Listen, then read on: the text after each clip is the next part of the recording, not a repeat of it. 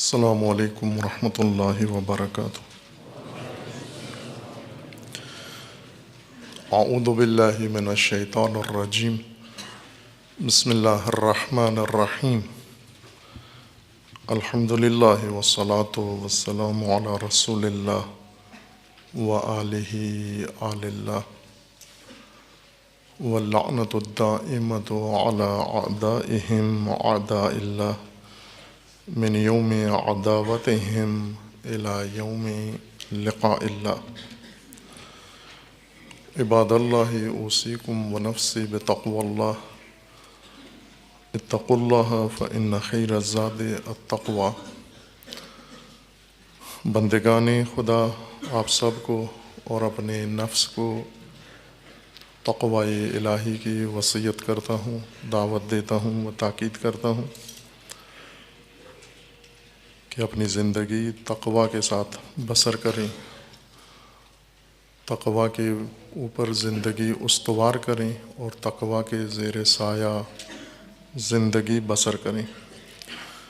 خداوند تبارک و تعالی نے انسان کو نعمت ہستی و وجود عطا فرمایا ہے، خلقت عطا فرمائی ہے و احسن تقویم میں خلق فرمایا ہے، اور اس احسن تقویم میں خلقت کے بعد خلقت کی تکمیل کے لیے انسان کے لیے ہدایت کا نظام مقرر فرمایا ہے، اور ہدایت کی تکمیل کے لیے، استواری اور پائیداری کے لیے تقوی کو ہدایت کا رکن قرار دیا ہے، وہ ستون بنایا ہے، تاکہ انسان تقوی کی بنیاد پر ہدایت پائے اور تقوی کی بنیاد پر اپنی خلقت کی تکمیل کرے۔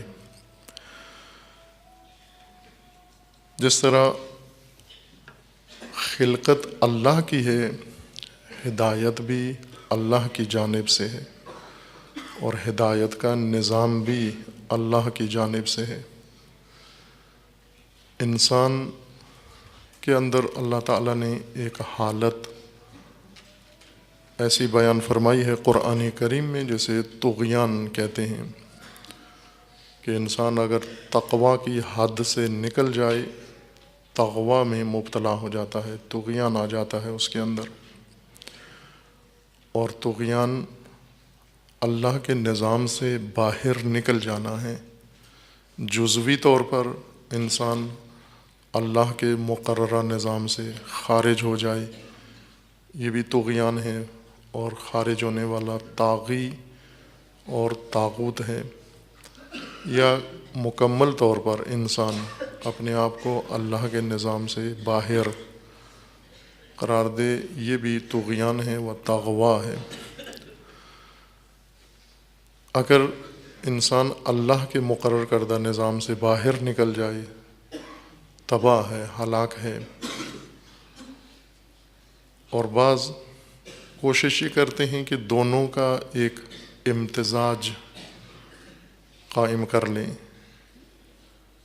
جسے ہم آج کل اپنی اصطلاح میں سیکولر یا لیبرل زندگی کہتے ہیں، کہ تقوی اور تغوا دونوں ملا کر باہم چربا بنا کر، اس کا مخلوط بنا کر، اس کا اور ایک امتزاج تقوی و تغوا کا بنا کر اور دونوں کے اندر جم کر لیں، یہ بھی طغیان ہے۔ چونکہ جہاں بھی دو چیزیں ملتی ہیں ان کی آمیزش ہوتی ہے، ایک پاک اور ایک ناپاک، تو مجموعہ ناپاک ہوتا ہے۔ جب بھی مثبت اور منفی دو امور آپس میں ملتے ہیں تو نتیجہ مجموعہ منفی ہوتا ہے۔ تقوی اور تغوا کو اگر کوئی ملا دے، آپس میں مخلوط کر دے، تو نتیجہ تقوی کی صورت میں نہیں نکلتا، تغوا کی صورت میں نکلے گا، طغیان ہے وہ بھی۔ قرآن کریم نے ایسے نمونے بیان فرمائے ہیں جہاں پر بعضوں نے تقوی کی پوشش کے تحت تغوا اختیار کیا ہے، اور لوگوں کو دھوکہ دیا ہے کہ گویا وہ تقوی کا عمل انجام دے رہے ہیں، لبادہ تقوی اوڑھ کر اپنی طغیان کے اوپر ایک پوشش بنائی ہے، اس کے اوپر ایک پردہ ڈالا ہے تاکہ اس کے نیچے تقوی اور طغیان چھپ جائے۔ لیکن خداوند تبارک و تعالیٰ نے ایسے مکار انسانوں کو رسوا کیا ہے، ہمیشہ رسوا کیا ہے، چونکہ یہ دشمن ہیں دین کے، انسان کے، جو بظاہر تقوی کا عمل انجام دیتے ہیں لیکن در پردہ زیر سایہ تقوی انجام دے رہے ہوتے ہیں۔ تقوی کا میدان عمل انسان و زندگی انسان ہے، حیات بشر میدان تقوی ہے۔ تمام امور و تمام معاملات، تمام تعلقات، تمام اقدامات انسان کے میدان تقوی ہیں، جن کے اندر انسان نے الہی نظام کو بروئے کار لانا ہے۔ تقوی حیات انسانی زندگی بشر کی حفاظت کے لیے اللہ کی تدبیر کا نام ہے۔ اللہ تعالیٰ نے جو تدبیر اختیار کی ہے، مقرر فرمائی ہے تاکہ حیات انسان محفوظ رہے، ضائع نہ ہو، تباہ نہ ہو، ہلاک نہ ہو، نابود نہ ہو، معدوم نہ ہو، آلودہ نہ ہو، اس حفاظتی تدبیر کا نام تقوی رکھا گیا ہے۔ اور یہ تقوی زندگی کے اوپر احاطہ ہونا چاہیے۔ اسے قرآن نے لباس کہا ہے کہ ایسی پوشش انسان تقوی کی بنائے کہ تمام زندگی کو ڈھانپ لے، تمام زندگی پر حاوی ہو جائے تقوی، زندگی کا ہر شعبہ زیر اثر تقوی، زیر پوشش تقوی آ جائے۔ ایک میدان تقوی کا قرآن کریم نے وضاحت کے ساتھ ذکر فرمایا ہے کہ جب انسان کسی چیز کی بنیاد رکھتا ہے، آغاز کرتا ہے، شروعات ہیں، اس کی بنیاد میں تقوی اختیار کیا جائے، اور ہر زندگی کے ہر عمل، ہر نئے عمل، ہر آغاز کی بنیاد تقوی پر ہو۔ ممکن ہے انسان گھر بنائے، اپنا ذاتی رہائشی تقوی کی بنیاد پر بنائے، ممکن ہے انسان زندگی تشکیل دے، گھرانہ تشکیل دے، خاندان تشکیل دے، شادی کرے، تقوی کی اساس پر ہو، بنیاد تقوی ہو۔ یہ تقوی کے عملی میادین ہیں۔ تقوی ان میدانوں کے لیے ہے۔ اگر آپ کاروبار شروع کر رہے ہیں، معاملات انجام دے رہے ہیں، اس کی بنیاد ہی میں تقوی قرار دیں، تقوی کی بنیاد پر اس کاروبار کو قائم کریں اور استوار کریں۔ اگر آپ کوئی دینی مرکز قائم کر رہے ہیں، اس کی بنیاد تقوی پر ہو۔ اگر آپ مدرسہ بنا رہے ہیں، تقوی کی بنیاد پر ہو، مسجد بنا رہے ہیں، تقوی کی بنیاد پر ہو، کوئی رفاعی فلاحی کام کر رہے ہیں، اس کی بنیاد تقوی ہو۔ تقوی یعنی اللہ کا حفاظتی نظام۔ جس طرح ہر عمارت کے لیے، ہر ماحول میں، ملک میں، علاقے میں مقامی حکومتوں نے عمارتوں کی حفاظت کے لیے ایک نظام بنایا ہوا ہے کہ عمارتیں اس اصول کے تحت قائم کی جائیں۔ اگر یہ اصول نہ قائم کیے جائیں، مراعات نہ کیے جائیں، وہ لوگ مجرم ٹھہرائے جاتے ہیں جو عمارتوں کی بنیاد ان اصولوں پر اور قوانین پر نہیں رکھتے، ضوابط پر جو اس ملک کے اندر لازمی مقرر کر دی جاتی ہیں، وہ مجرم ٹھہرائے جاتے ہیں۔ اور یہ عمارتیں عموماً جو ان اصولوں کے مطابق قائم نہ ہوں، گر جاتی ہیں، زمین بوس ہو جاتی ہیں اور قیمتی انسانی جانوں کے تلف ہونے کا باعث بنتی ہیں۔ یہ عمارتیں آئے دن ہمارے ملک کے اندر یہ اتفاقات، حادثات رونما ہوتے رہتے ہیں۔ وہ عمارتیں جو حفاظتی تدبیر کی بنیاد پر نہیں کھڑی کی گئیں، بلکہ کسی خائن انسان نے، خیانت کار نے وہ عمارت قائم کی ہے۔ خیانت یہ کی ہے کہ وہ ضوابط، اصول، قوانین اور تعمیراتی مواد جو حفاظت عمارت کے لیے لازم تھا اس نے اسے ترک کیا ہے، لالچ کی وجہ سے، خیانت کی بنا پر، اور نتیجے میں یہ عمارت سست قائم ہوئی ہے، اور سست عمارت منہدم ہو جاتی ہے، گر جاتی ہے، اور اگر گر جائے تو اس میں ساکن، مکین وہ بھی ساتھ دفن ہو جاتے ہیں، وہ بھی ہلاک ہو جاتے ہیں۔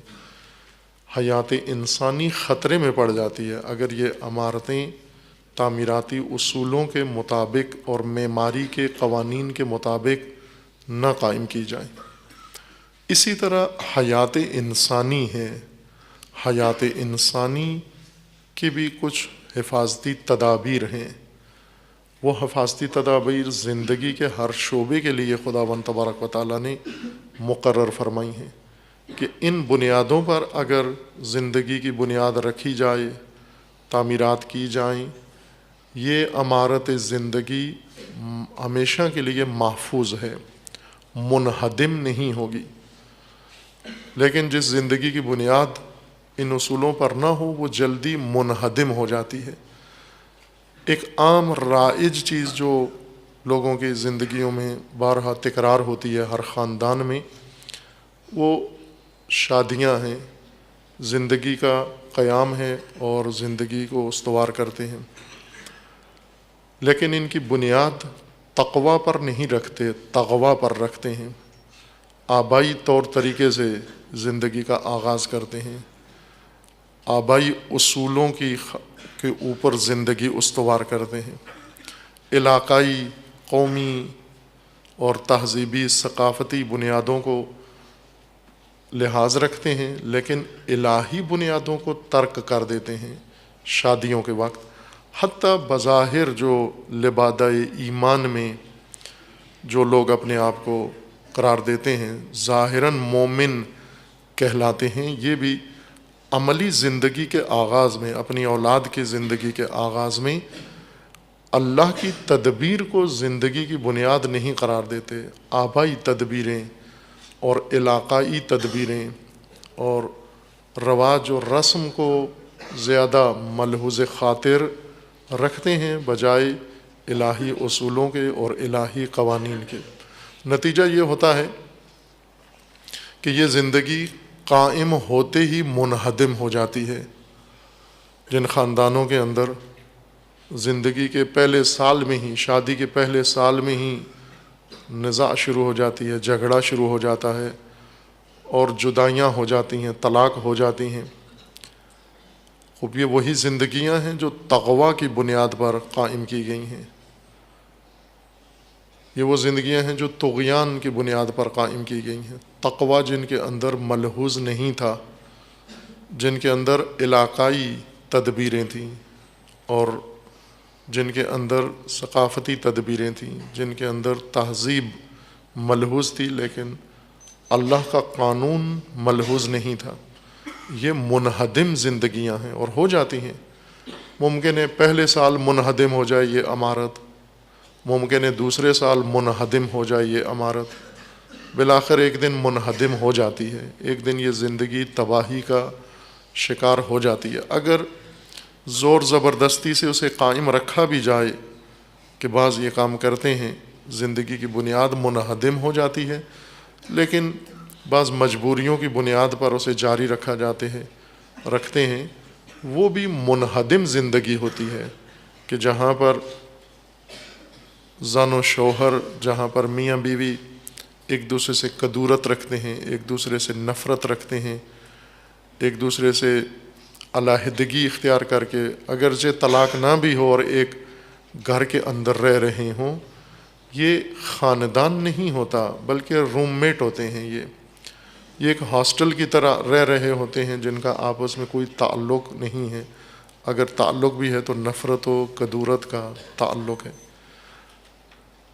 ہر تدبیر اپناتے ہیں سوائے دین کی تدبیر کے، طغیان و تغوا کے اوپر اپنی زندگیاں قائم کرتے ہیں، کاروبار شروع کرتے ہیں، اسی طرح اور زندگی کے معاملات ہیں، رہائش کہیں اختیار کرنی ہے، اگر رہن سہن کسی جگہ اپنانا ہے تو تقوی کے علاوہ ہر چیز ملحوظ رکھتے ہیں، بس ان کس شہر میں، کس گاؤں میں، کس محلے میں ہم نے جا کر گھر بنانا ہے، موسم دیکھیں گے، سوسائٹی دیکھیں گے، وہاں مارکیٹ دیکھیں گے، باقی سڑکوں کی نزدیکی دوری اسپتالوں کی دیکھیں گے، زندگی کی سہولیات بعض نظروں میں رکھیں گے، و بعض تو شاید فساد کو نظر میں رکھتے ہیں کہ اس محلے میں فساد کے مواقع زیادہ ہیں، اس وجہ سے یہاں پر ہم رہائش اختیار کرتے ہیں، لیکن تقوی کو رہن سہن میں، رہائش میں اختیار نہیں کرتے کہ ہم کہاں زندگی بسر کریں تاکہ وہاں پر اس سرزمین یا اس محلے میں یا اس پڑوس میں ہم تقوی بھی اختیار کر سکیں زندگی میں۔ جہاں دیکھتے ہیں منڈی قریب ہے یا روڈ قریب ہے، یہ نہیں دیکھتے کہ یہاں تقوی بھی قریب ہوگا یا نہیں ہوگا، اور اپنی اولادوں کو، اپنی نسلوں کو ایسی وادیوں میں اور ایسی سرزمینوں پر جا آباد کرتے ہیں جہاں تباہی ہے۔ انہی اہم محور میں سے اور معاملات میں سے جب انسان دینی مرکز بناتا ہے، قرآن کریم نے سورہ مبارکہ توبہ میں ایک نمونہ پیش کیا ہے اور قرآن کا جز اس واقعہ کو قرار دیا ہے تاکہ تمام قیامت تک آنے والی نسلیں خصوصاً مؤمنین متوجہ رہیں، اس ایک واقعہ سے تمام بشریت عبرت لے، سبق لے، بصیرت حاصل کرے اور متوجہ ہو کہ بعض کام بظاہر تقوی کی پوشش اور تقوی کے لبادے میں انجام پاتے ہیں لیکن ہوتے وہ تقوی ہیں۔ سورہ مبارکہ توبہ میں آیا 107، 108 اور 109 میں اور اسی طرح 110 تک خداوند تبارک و تعالیٰ نے ایک مسجد کا ذکر فرمایا ہے۔ یہ مسجد رسول اللہ صلی اللہ علیہ وآلہ وسلم کے حیات مبارکہ میں آپ کی موجودگی میں بنائی گئی، مدینہ کے اطراف میں، جہاں سب سے پہلی مسجد تاریخ میں بنی ہے، یعنی تاریخ اسلام میں سب سے پہلی مسجد، اور بعد میں اس مسجد میں رسول اللہ صلی اللہ علیہ وآلہ وسلم تشریف لے گئے اور تاریخی حیثیت اس مسجد کو حاصل ہے، آج بھی مسجد بھی ہے اور مومنین کے لیے ایک زیارت گاہ بھی ہے، کہ یادگار بھی ہے، رسول اللہ صلی اللہ علیہ وآلہ وسلم کے قدم مبارک وہاں اس مسجد میں پڑے ہیں، اور مومنین آج جو مشرف ہوتے ہیں زیارت مدینہ سے و زیارت بیت اللہ سے، وہ اس مسجد کی زیارت سے بھی مشرف ہوتے ہیں اور وہاں عبادت بھی کرتے ہیں، نماز بھی پڑھتے ہیں۔ اس مسجد کا نام ہے مسجد قباء، پہلی مسجد اسلام کی تاریخ میں جو مدینہ کے مضافات میں، اس وقت مدینہ کے مضافات میں تھی لیکن اب مدینہ شہر کے اندر قرار پائی ہے شہر کی وسعت کے بعد۔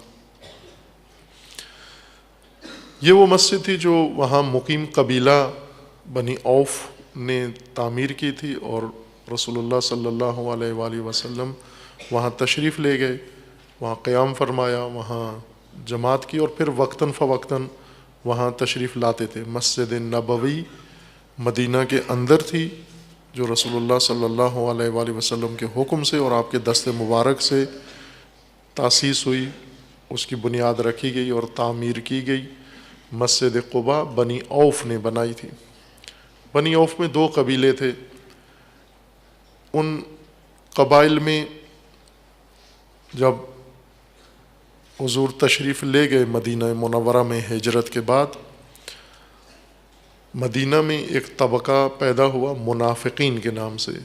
پہلے بھی تھے، کم تھے، مکہ میں کم تھے، لیکن مدینہ میں باقاعدہ ایک حزب اور ایک تنظیم جماعت کے طور پر حزب منافقین قائم ہوئی، منظم گروہ پیدا ہوا جنہوں نے اسلام کے خلاف، رسول اللہ کے خلاف کارروائیاں شروع کیں، اور خطرناک گروہ تھا، ان کو لوگ پہچانتے بھی نہیں تھے۔ انہوں نے اسلام کا لبادہ اوڑھا ہوا تھا، بظاہر مومن بنے ہوئے تھے اور مومنین کی صفوں میں گھسے ہوئے تھے، نفوذ کیا ہوا تھا، لیکن یہ مومن نہیں تھے، اور مومن دھوکے میں آئے ہوئے تھے۔ وہ انہیں اپنا بھائی سمجھتے تھے، ایمانی، اور اپنے جیسا انہیں سمجھتے تھے، جیسے ہم مومن ہیں یہ بھی مومن ہیں۔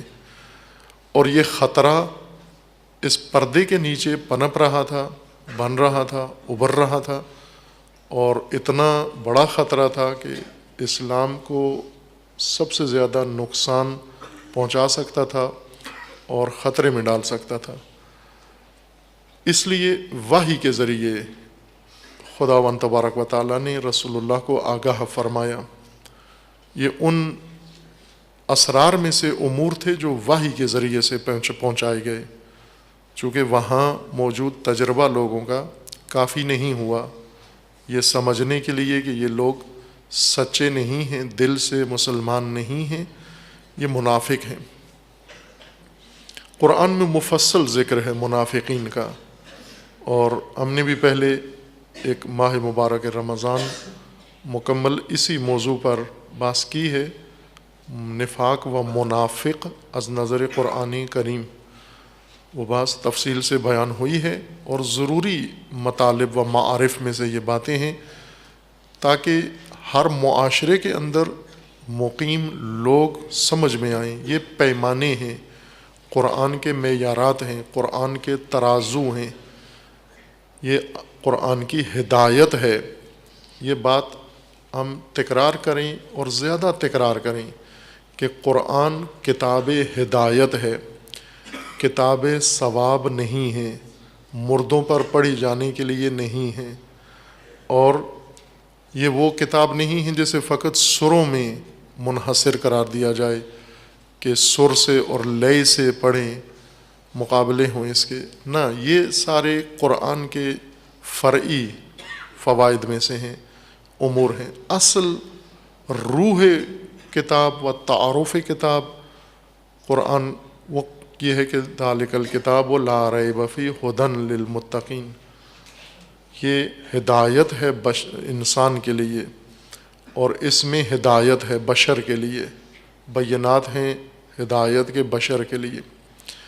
لیکن یہ بات ہماری زبانوں پر ہے کہ قرآن کتاب ہدایت ہے، ہماری قلوب میں نہیں اتری یہ بات ابھی، اور ہماری عملی زندگیوں میں یہ نہیں اتری، چونکہ عملاً اس وقت بھی مسلمان قرآن سے ہدایت نہیں لے رہے، ہدایت کے علاوہ باقی استفادہ کرتے ہیں، قرآن پر قسمیں کھاتے ہیں، قرآن سے استخارے نکالتے ہیں، فال نکالتے ہیں، کتاب فال بنا دی ہے مسلمانوں نے، اور ظلم ہے قرآن کے اوپر کہ ہدایت کے منشور کو فال کی کتاب بنا دیا جائے۔ فال وہ لوگ ہوتے ہیں جو نجومی، غیب گو یا قسمت کا حال بتانے والے، ہر جگہ کہیں پتھر پھینکتے ہیں فال کے لیے، کہیں لکڑیاں پھینکتے ہیں فال کے لیے، کہیں کنکریاں پھینکتے ہیں فال کے لیے، کہیں جس کو ٹاس کہتے ہیں، آپ اپنی لنڈے کی زبان میں، مادری زبان میں ٹاس کہتے ہیں۔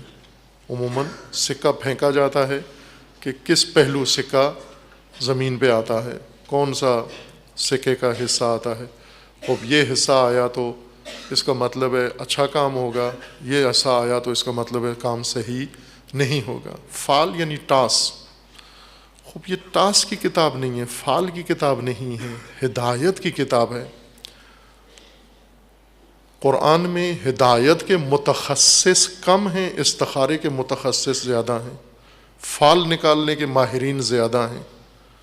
فال نکالیں، آپ کچھ بھی کرنا چاہتے ہیں، آپ صحیح کام غلط کام کرنے کے لیے قرآن سے فال نکالتے ہیں، پھر وہ فال گیر جو فال نکالتا ہے، یہ فال، رمال، جادوگر، یہ ایک قبیلہ ہے، یہ سارے ممنوع کام ہیں۔ فالوں کے ذریعے، رمل کے ذریعے جادو کے ذریعے، یہ ان امور کے ذریعے سے لوگوں کے مسائل حل کرنا، لوگوں کو، یہ دین کے متبادل راستہ ہے کہ دین کا حصہ نہیں ہے۔ ہم نے اسے مقدس بنا کر دین میں داخل کر کے اور اب اسے دینی عمل سمجھ کر سارے فال نکالتے ہیں کہ بڑا اہم دینی عمل ہے، متدین عمل ہے، یہ بلکہ تدین کی ایک علامت بن گیا ہے کہ اگر سمجھ میں نہ آئے تو کہتے ہیں فال نکال لو، یا فلاں آقا کے پاس جو وہ فال گیر ہیں وہ فال نکال کے آپ کو دکھائیں گے، اور اسے مقدس دینی عمل سمجھ کر بڑی تعریف کرتے ہیں جی کہ انہوں نے سارے کام فال سے انجام دیے ہیں، فال بھی قرآن سے نکالی ہے، دوہرا ظلم کیا ہے۔ کتاب ہدایت ہے، اسے بہت تکرار کیا جائے، قرآن نے خود تکرار کیا ہے، بعض چیزوں کو اتنا تکرار کیا ہے قرآن نے کہ سینکڑوں مرتبہ قرآن میں یہ امور تکرار ہوئے ہیں۔ کیوں تکرار ہوئے ہیں؟ چونکہ تذکر لازم ہے، اہمیت ہے ان امور کی جن کو تکرار کرنا چاہیے تاکہ ذہنوں میں اتر جائیں، دلوں میں بیٹھ جائیں، زبانوں پہ چڑھ جائیں، ہماری تہذیب کا حصہ بن جائیں۔ اس لیے قرآن کریم نے ان امور کو تکرار کیا ہے۔ ہمیں کثرت سے تکرار کرنے کی ضرورت ہے کہ قرآن کتاب ہدایت ہے۔ ہدایت یعنی عملی زندگی کی رہنمائی ہے، ہر شعبے کے اندر۔ آپ نے زندگی میں جس شعبے میں رہنمائی لینی ہے قرآن سے لیں۔ آپ نے کھانا کیا ہے، قرآن سے رہنمائی لیں۔ پینا کیا ہے، قرآن سے رہنمائی لیں۔ آپ نے رہنا کہاں ہے، قرآن سے رہنمائی لیں۔ آپ نے بنانا کیا ہے، قرآن سے رہنمائی لیں، چونکہ رہنما قرآن ہے۔ زندگی کا رہنما قرآن ہے، قرآن سے رہنمائی لیں۔ اور یہی ائمہ اطہار علیہ السلام کا، اہل بیت علیہ السلام کا بھی فرمان و تاکید ہے کہ قرآن سے ہدایت لیں، اور ائمہ اطہار نے قرآن سے ہدایت لی اور قرآن کی ہدایت کی طرف اپنے پیروکاروں کو رجوع کرنے کو کہا۔ قرآن ہدایت ہے۔ قرآن میں شکوہ ہے کہ رسول اکرم صلی اللہ علیہ وآلہ وسلم جب بارگاہ الہی میں محشر میں حاضر ہوں گے، وہاں پر اللہ کی بارگاہ میں شکوہ کریں گے کہ اے پروردگار، اے میرے پالنے والے، رب ان قومی اتخذوا ھذا القرآن مہجورا، اے میرے پالنے والے، میری قوم نے، ان قومی، میری قوم نے اس قرآن کو، تیری کتاب کو، تیرے کلام کو مہجور رکھا ہے، متروک رکھا ہے۔ اس سے فالیں نکالی ہیں، استخارے نکالے ہیں، اس پہ سوریں جمائی ہیں، اسے ثواب کے لیے پڑھا ہے، ختم پڑھا ہے، مردوں پہ پڑھوایا گیا ہے، لیکن اسے ہدایت نہیں لی، چونکہ زندگی کے کسی شعبے کی بنیاد قرآن کے اوپر نہیں ہے۔ آپ پاکستان میں دیکھ لیں، کیا ہماری ثقافت قرآنی ہے؟ کیا ہماری عدالت قرآنی ہے؟ کیا ہماری سیاست قرآنی ہے؟ کیا ہمارا نظام تعلیم قرآنی ہے؟ کیا ہمارا کاروبار تجارت قرآنی ہے؟ کیا ہماری معاشرت قرآنی ہے؟ کیا ہماری معیشت قرآنی ہے؟ کس شعبے میں قرآن ہے؟ کس کی بنیاد قرآن ہے؟ کہیں بھی نہیں ہے۔ یہی وہ مخلوط زندگی ہے کہ بظاہر عنوان ہمارا مومن کا ہے تقوی، لیکن بنیاد زندگی کی تقوی نہیں بلکہ تغوا و طغیان و طاغوتیت ہے۔ یہ مخلوط زندگی ہے۔ اسی قسم کی زندگی کو قرآن منافقت کہتا ہے، یہ نفاق ہے۔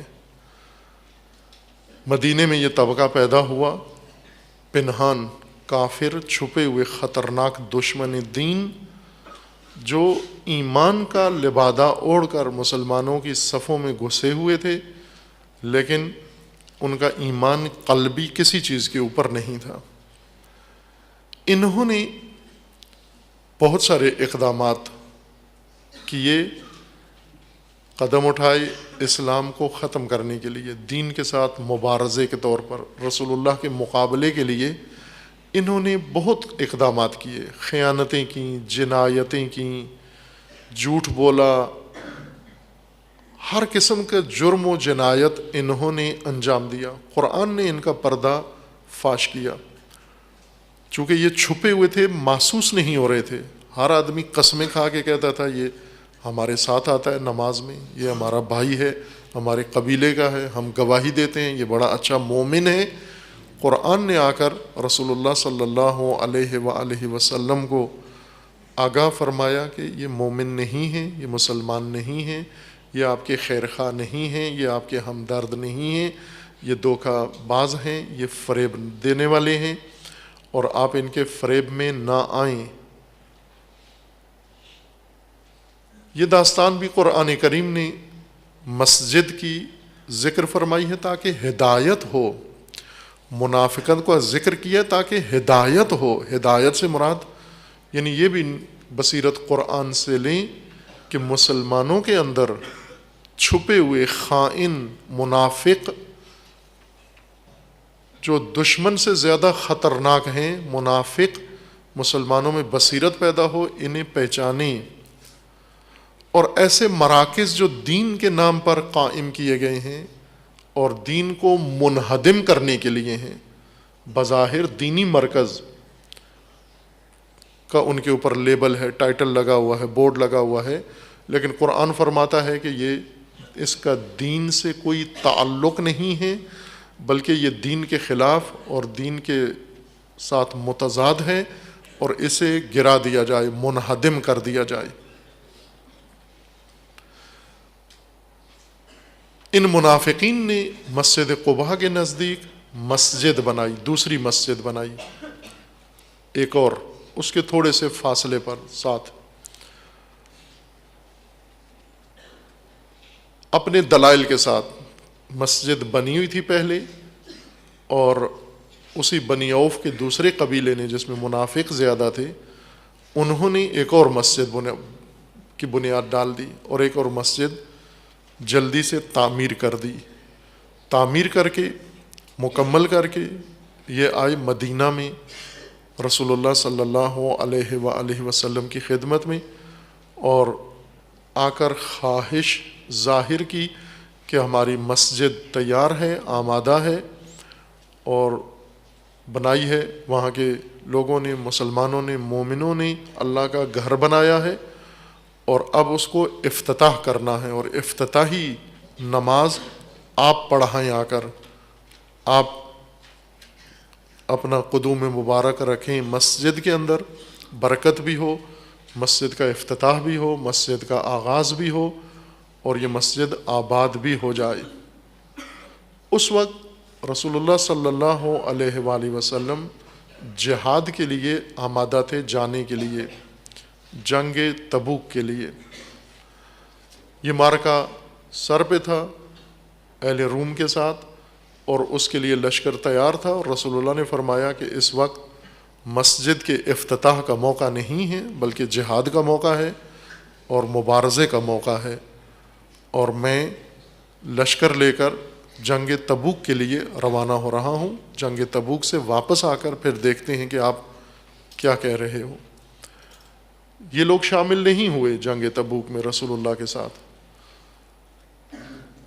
حضرت روانہ ہو گئے جنگ تبوک پر، اور پھر واپس تشریف لائے، اور اس جنگ سے واپسی پر جب مدینہ کے قریب پہنچے تو اس وقت وحی اللہ کی طرف سے یہی صورتیں، یہی آیات، سورہ مبارکہ توبہ کی آیا 107، 108، 109 اور 110، یہ آیات نازل ہوئیں قلب نورانی رسول اللہ صلی اللہ علیہ وآلہ وسلم پر، کہ وہ مسجد کے بانی جو آپ کے پاس آئے تھے اور تقاضا کیا کہ آپ آ کے ہماری مسجد کا افتتاح کریں، مکمل ہو گئی ہے تعمیر اس کی، اور اب اس میں نماز شروع کرنی ہے، اور آپ جماعت کرائیں، آپ اس میں مت جائیے، لا تقم فیہ ابدا، ہرگز ہمیشہ کے لیے اس میں قدم مت رکھیے آپ، کیونکہ یہ مسجد ضرار ہے، یہ ضرر، نقصان کے لیے، مسلمانوں کے اندر تفرقہ ڈالنے کے لیے یہ مسجد بنائی گئی ہے۔ رسول اللہ خود تشریف فرما ہیں، موجود ہیں، اور دینی مرکز رسول اللہ کے مقابلے کے لیے، اسلام کے مقابلے کے لیے مسجد ہی کو اختیار کیا گیا، مسجد ہی کو چنا گیا کہ مسجد کے ذریعے سے اسلام کا مقابلہ کیا جائے۔ چونکہ مسجد تھی، مسلمان آسانی سے اس منافقوں کے دھوکے میں آ گئے، بلکہ بعض تو دعائیں دیتے ہیں کہ اللہ ان کو توفیق دے، انہوں نے اللہ کا گھر بنایا ہے، مسجد بنائی ہے، خدا توفیق دے، قبول فرمائے، حوصلہ افزائی کرتے ہیں مزید۔ اللہ نے وحی نازل کی کہ یہ مسجد ضرار ہے، یہ منافقوں کا گڑھ ہے اور یہ اسلام کے خلاف ہے، آپ کے خلاف ہے یہ مسجد۔ سورہ مبارکہ توبہ آیا 107 میں ہے والذین اتخذوا مسجدا ضرارا، وہ گروہ جنہوں نے مسجد ضرار تعمیر کی ہے، بنائی ہے، مسجد قباء کے ساتھ دوسری مسجد بنائی ہے، اور مسجد ضرار قرآن نے اس کا نام رکھا ہے، اللہ نے اس کا نام مسجد ضرار رکھا ہے، یعنی ضرر و نقصان پہنچانے والی مسجد۔ وَكُفْرًا، ایک تو ضرر ہے، ضرر پہنچانے کے لیے ہے، دوسرا یہ مسجد مرکز کفر ہے، یہ حق کا دین کا مرکز نہیں ہے، مسجد کفر ہے یہ۔ وَتَفْرِيقًا بَيْنَ الْمُؤْمِنِينَ، اور تیسرا مقصد، ہدف ان بانیوں کا، بنانے والوں کا یہ ہے کہ مسلمانوں کے اندر تفرقہ ڈالیں، یہ فرقہ واریت کی مسجد ہے، یہ تفرقے کی مسجد ہے، یہ مسلمانوں کو بانٹنے کی، تقسیم کرنے کی مسجد ہے، وہ مرکز ہے۔ وہ چوتھا مقصد ان کا وَإِرْصَادًا لِمَنْ حَارَبَ اللَّهَ وَرَسُولَهُ مِنْ قَبْلُ، چوتھا مقصد ان کا یہ ہے کہ یہ پناہ گاہ ہے دشمنان دین کی، یہ مورچہ بنایا ہے انہوں نے اس فرد کے لیے جو اللہ کا دشمن ہے اور محارب، دشمن محارب، حربی دشمن ہے، یعنی اللہ کے ساتھ، رسول اللہ کے ساتھ اور اللہ کے دین کے ساتھ حالت جنگ میں ہے یہ دشمن، اس جنگی دشمن اور حربی دشمن کی پناہ گاہ بنائی ہے یہ مسجد انہوں نے۔ وَلَا يَحْلِفُنَّ إِنْ أَرَدْنَا إِلَّا الْحُسْنَى، یہ چار مقصد ان کے قرآن نے بیان کیے ہیں کہ یہ مسجد ضرر کے لیے ہے، کفر کے لیے ہے، تفرقہ کے لیے ہے، اور دشمنوں کی، دشمنان اسلام کی پناہ گاہ کے لیے ہے۔ اور ساتھ یہ بانی قسمیں کھاتے ہیں، وَلَا يَحْلِفُنَّ، قسمیں کھاتے ہیں، إِنْ أَرَدْنَا إِلَّا الْحُسْنَى، کہ انہوں نے سوائے نیت حسن، نیت نیکو اور پاک نیت، صاف نیت، اخلاص کے علاوہ کچھ بھی نہیں کیا، پورے اخلاص کے ساتھ یہ مسجد بنا، یہ قسمیں کھا کھا کر یہ کہہ رہے ہیں کہ ہماری نیت میں فقط یہ تھا کہ ہم ایک بہترین کام کریں، اللہ کی راہ میں کام کریں، لوگوں کی سہولت کے لیے کام کریں۔ وَاللَّهُ يَشْهَدُ إِنَّهُمْ لَكَاذِبُونَ، اللہ گواہی دیتا ہے، شہادت دیتا ہے اللہ کہ یہ جھوٹے ہیں، یہ جو قسمیں کھا رہے ہیں جھوٹے ہیں، یہ ہرگز حسنہ و نیک نیتی سے انہوں نے یہ مسجد نہیں بنائی، سوء نیت ہے۔ یہ چار مقاصد ہیں ان کے مسجد بنانے میں۔ مسجد بطور نمونہ ہے، یوں نہیں کہ فقط یہ قرآن جو بصیرت مومنین کو عطا کر رہا ہے اور بیداری، ہوشیاری و آگہی بڑھا رہا ہے قرآن، یہ مسجد کے ساتھ منحصر نہیں ہے، مسجد بطور نمونہ ذکر کیا گیا ہے۔ ضرار ہر وہ چیز ہے جو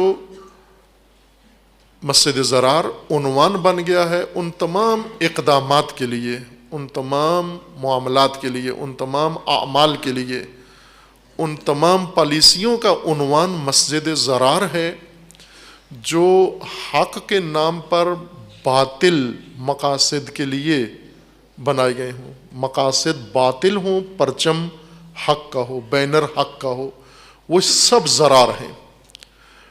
مسجد ضرار چونکہ پچھلے ہفتے اشارہ کیا تھا کہ دین کا رسمی مرکز جس کو دین نے حکم دیا ہے، وہ تائید کی ہے، دین کا تصدیق شدہ، تائید شدہ، منظور شدہ دینی مرکز مسجد ہے۔ باقی جتنے مراکز دینی ہیں وہ مومنین نے خود سے مصلحتوں کے تحت بنائے ہیں. مثلا مدارس،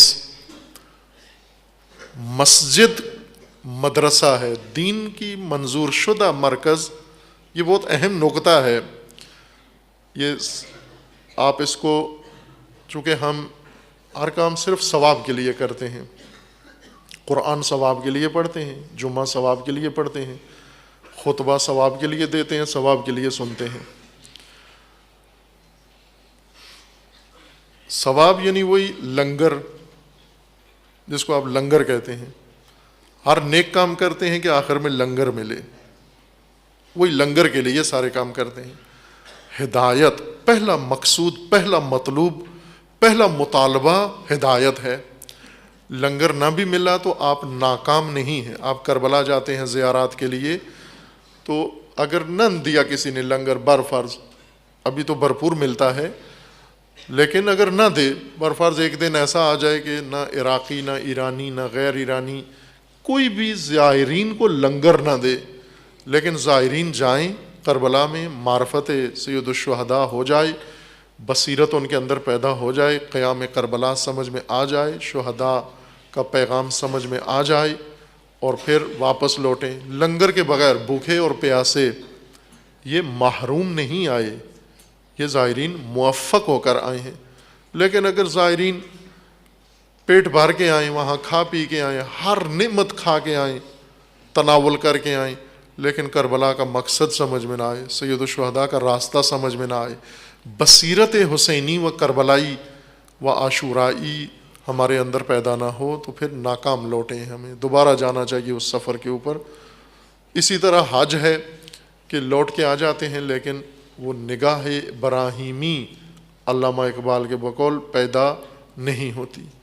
نگاہ ابراہیمی کے لیے حج رکھا گیا ہے، نگاہ عاشورائی کے لیے کربلا کی زیارت مقرر کی گئی ہے. ہدایت کے لیے اللہ نے یہ کتاب اتاری ہے. اس کو ہدایت کے طور پر فقط نظر میں رکھیں، باقی فوائد اس کے ضمنی و ذیلی فوائد ہیں. اگر قرآن کریم نے یہ آیت نازل نہ کی ہوتی تو آج مسجد ضرار بھی زیارت گاہ ہوتی لوگوں کے لیے. جو لوگ جاتے مدینہ میں زیارات کے لیے، ابھی جاتے ہیں وہاں ہر چیز کی زیارت کرتے ہیں. بعض متخصصین مکہ مدینہ کے 800-900 زیارتیں کراتے ہیں، بعض اس سے آگے نکل گئے ہیں، 1000 تک نکل گئے ہیں. 1000 زیارتیں مکہ اور مدینہ کی زیارتیں کراتے ہیں. جہاں کوئی کھمبا لگا ہوا ہے اس کی مناسبت ذکر کرتے ہیں کہ پہلے یہاں کھجور ہوتی تھی اور اس کھجور پہ مثلا رسول اللہ تشریف لائے، اس کھجور سے انہوں نے سائے پہ بیٹھے، وہ ایک زیارت ہو گئی. ظاہر ہے پورے مکہ اور مدینہ میں ہر نقطے پر رسول اللہ کے قدم مبارک پڑے ہیں. اس لحاظ سے دیکھیں تو پورا وہ سرزمین ساری ہی زیارت گاہ ہے. لیکن انہوں نے کاروبار بنا لیا ہے کہ جتنے وہاں گھر ہیں، مکانات ہیں، ہوٹل ہیں، سب کے بتاتے ہیں یہاں یہ مناسبت تھی، یہاں یہ مناسبت تھی. آج کے زمانے میں جہاں کیمرے ہیں دقیق، اتنی دقیق معلومات انچوں اور سینٹی میٹر کے لحاظ سے کسی کو نہیں ہوتی جتنی 1400 سال پہلے کے جب تدوین تاریخ کا اتنا دقیق نظام بھی نہیں تھا. لیکن یہ کاروبار انہوں نے بنایا ہوا ہے زائرین کو مصروف رکھنے کے لیے، اور پسند بھی آتا ہے زائرین کو یہ طریقہ. اگر یہ آیت قرآن نہ ہوتی تو ایک مسجد مدینہ میں اور ہوتی، مسجد بنی عوف، اور وہ بھی مومنین جاتے زیارت کر کے آتے، اس کو بھی چوم کے آتے، اس میں بھی نمازیں پڑھ کے آتے، اس کے بانیوں کے لیے بھی دعا کر کے آتے، یقیناً کر کے آتے اگر یہ آیات نازل نہ ہوتیں. اور یہ کام کر رہے ہیں اپنے علاقے میں، اپنے ملک میں یہ کام مومنین انجام دے رہے ہیں کہ کتنے مراکز منافقوں کے ہیں اور مومنین ان سے متاثر ہیں، ان کے دینی خدمات سے بہت متاثر ہیں، ان کے جذبہ و اخلاص سے بہت متاثر ہیں، اور ان کے مراکز میں جانے کے لیے بے تاب ہیں اور تڑپتے ہیں اور کوشش کرتے ہیں کہ ہم وہاں بھی جائیں. اور یہ سب دین ہے، اس سب کو لوگ دین سمجھتے ہیں. یہی بے بصیرتی اور بے شعوری جو موجود ہے، قرآن اسی کو ختم کرنا چاہتا ہے ان آیات کے ذریعے سے، ورنہ کیا ضرورت تھی مسجد ضرار کا ذکر کرنا؟ ایک مسجد تھی، منافق لوگوں نے بنائی اور رسول اللہ نے گرا دی حکم خدا سے، خوب گرا دی۔ قرآن میں اس کا ذکر کیوں آ گیا؟ وحی کیوں نازل ہوئی؟ وحی اس لیے نازل ہوئی کہ مسجد ضرار ایک تسلسل ہے، مسجد ضرار ایک مسلسل عمل ہے۔ آج آغاز اسلام ہے، اسلام فقط مدینے کے اندر ہے، محدود جغرافیہ ہے اسلام کا، کل کو اسلام نے پوری زمین پر پھیلنا ہے۔ تو مدینہ شہر میں ایک مسجد ضرار ہے، تو ہم یہی فرض کر لیں کہ ہر شہر میں ایک مسجد ضرار کم از کم وجود میں آئے گی۔ اور قرآن ایک مسجد ضرار نہیں بتانا چاہ رہا، بلکہ اس آئینے میں ہمیشہ کے لیے قیامت تک قائم ہونے والے مراکز ضرار قرآن ذکر فرما رہا ہے۔ اللہ کا منظور شدہ مرکز دین فقط مسجد ہے عزیزان، رسول اللہ کا تائید شدہ مرکز مسجد ہے، ائمہ اطہار علیہ السلام کا منظور شدہ مرکز مسجد ہے۔ مدارس بعد میں ضرورت پڑی، کوئی حرج نہیں بنانے میں، اب یہ نہ اس سے نتیجہ لیں کہ مدارس بنانا غلط ہیں، لیکن جس مرکز کو رسمیت حاصل ہے، جس مرکز کو تائید حاصل ہے، جس مرکز کو اعزاز حاصل ہے کہ اللہ نے اس کا اپنے کلام میں ذکر کیا ہے اور رسول اللہ نے بیان فرمایا، وہ مسجد ہے۔ دین کا مرکز مسجد ہے، مدرسہ مسجد ہی مدرسہ ہے دین کا، مسجد ہی یونیورسٹی ہے دین کی، مسجد ہی اجتماع کی جگہ ہے، مسجد ہی دارالامارہ ہے۔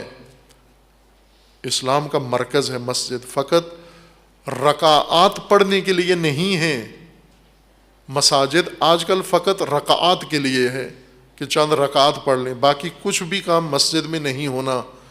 مسجد ایک ہیڈ کوارٹر ہے اسلام کا، مرکزی گھر ہے، مرکزی دفتر ہے، مرکزی نقطہ ہے، جہاں پر مسلمانوں کا امیر سربراہ وہاں مسجد میں مستقر ہوگا، مسجد میں لوگ آئیں گے، مسجد میں اس نے لوگوں کے امور انجام دینے ہیں، مسجد میں لشکر بنیں گے، مسجد میں جہاد ہوگا، مسجد سے سب کچھ دفاعی مسائل و امور سارے مسجد سے انجام پانے ہیں۔ یہ اساس و اصل ہے دین کی۔ لیکن یہ اس زمانے میں مسجد منحصراً ایسے تھی جب ابھی صرف اسلام ہی تھا لوگوں کا منشور۔ بعد میں جب شہنشاہیت آئی، جب بادشاہت آئی، اور بادشاہت نے آ کر دارالامارہ الگ بنا لیا۔ آپ خلفائے راشدین کے زمانے میں دیکھیں تو انہوں نے بھی نہیں دارالامارہ نہیں بنائے، انہوں نے بھی نہیں بنائے۔ امیر المومنین مسجد میں حکومت کرتے تھے، مسجد کوفہ میں، جس طرح رسول اللہ مسجد نبوی میں حکومت کرتے تھے۔ یہ دارالخلافہ تھا رسول اللہ کا، یہ دارالامارہ تھا کہ مسلمانوں کا امیر مسجد کے اندر مستقر ہے۔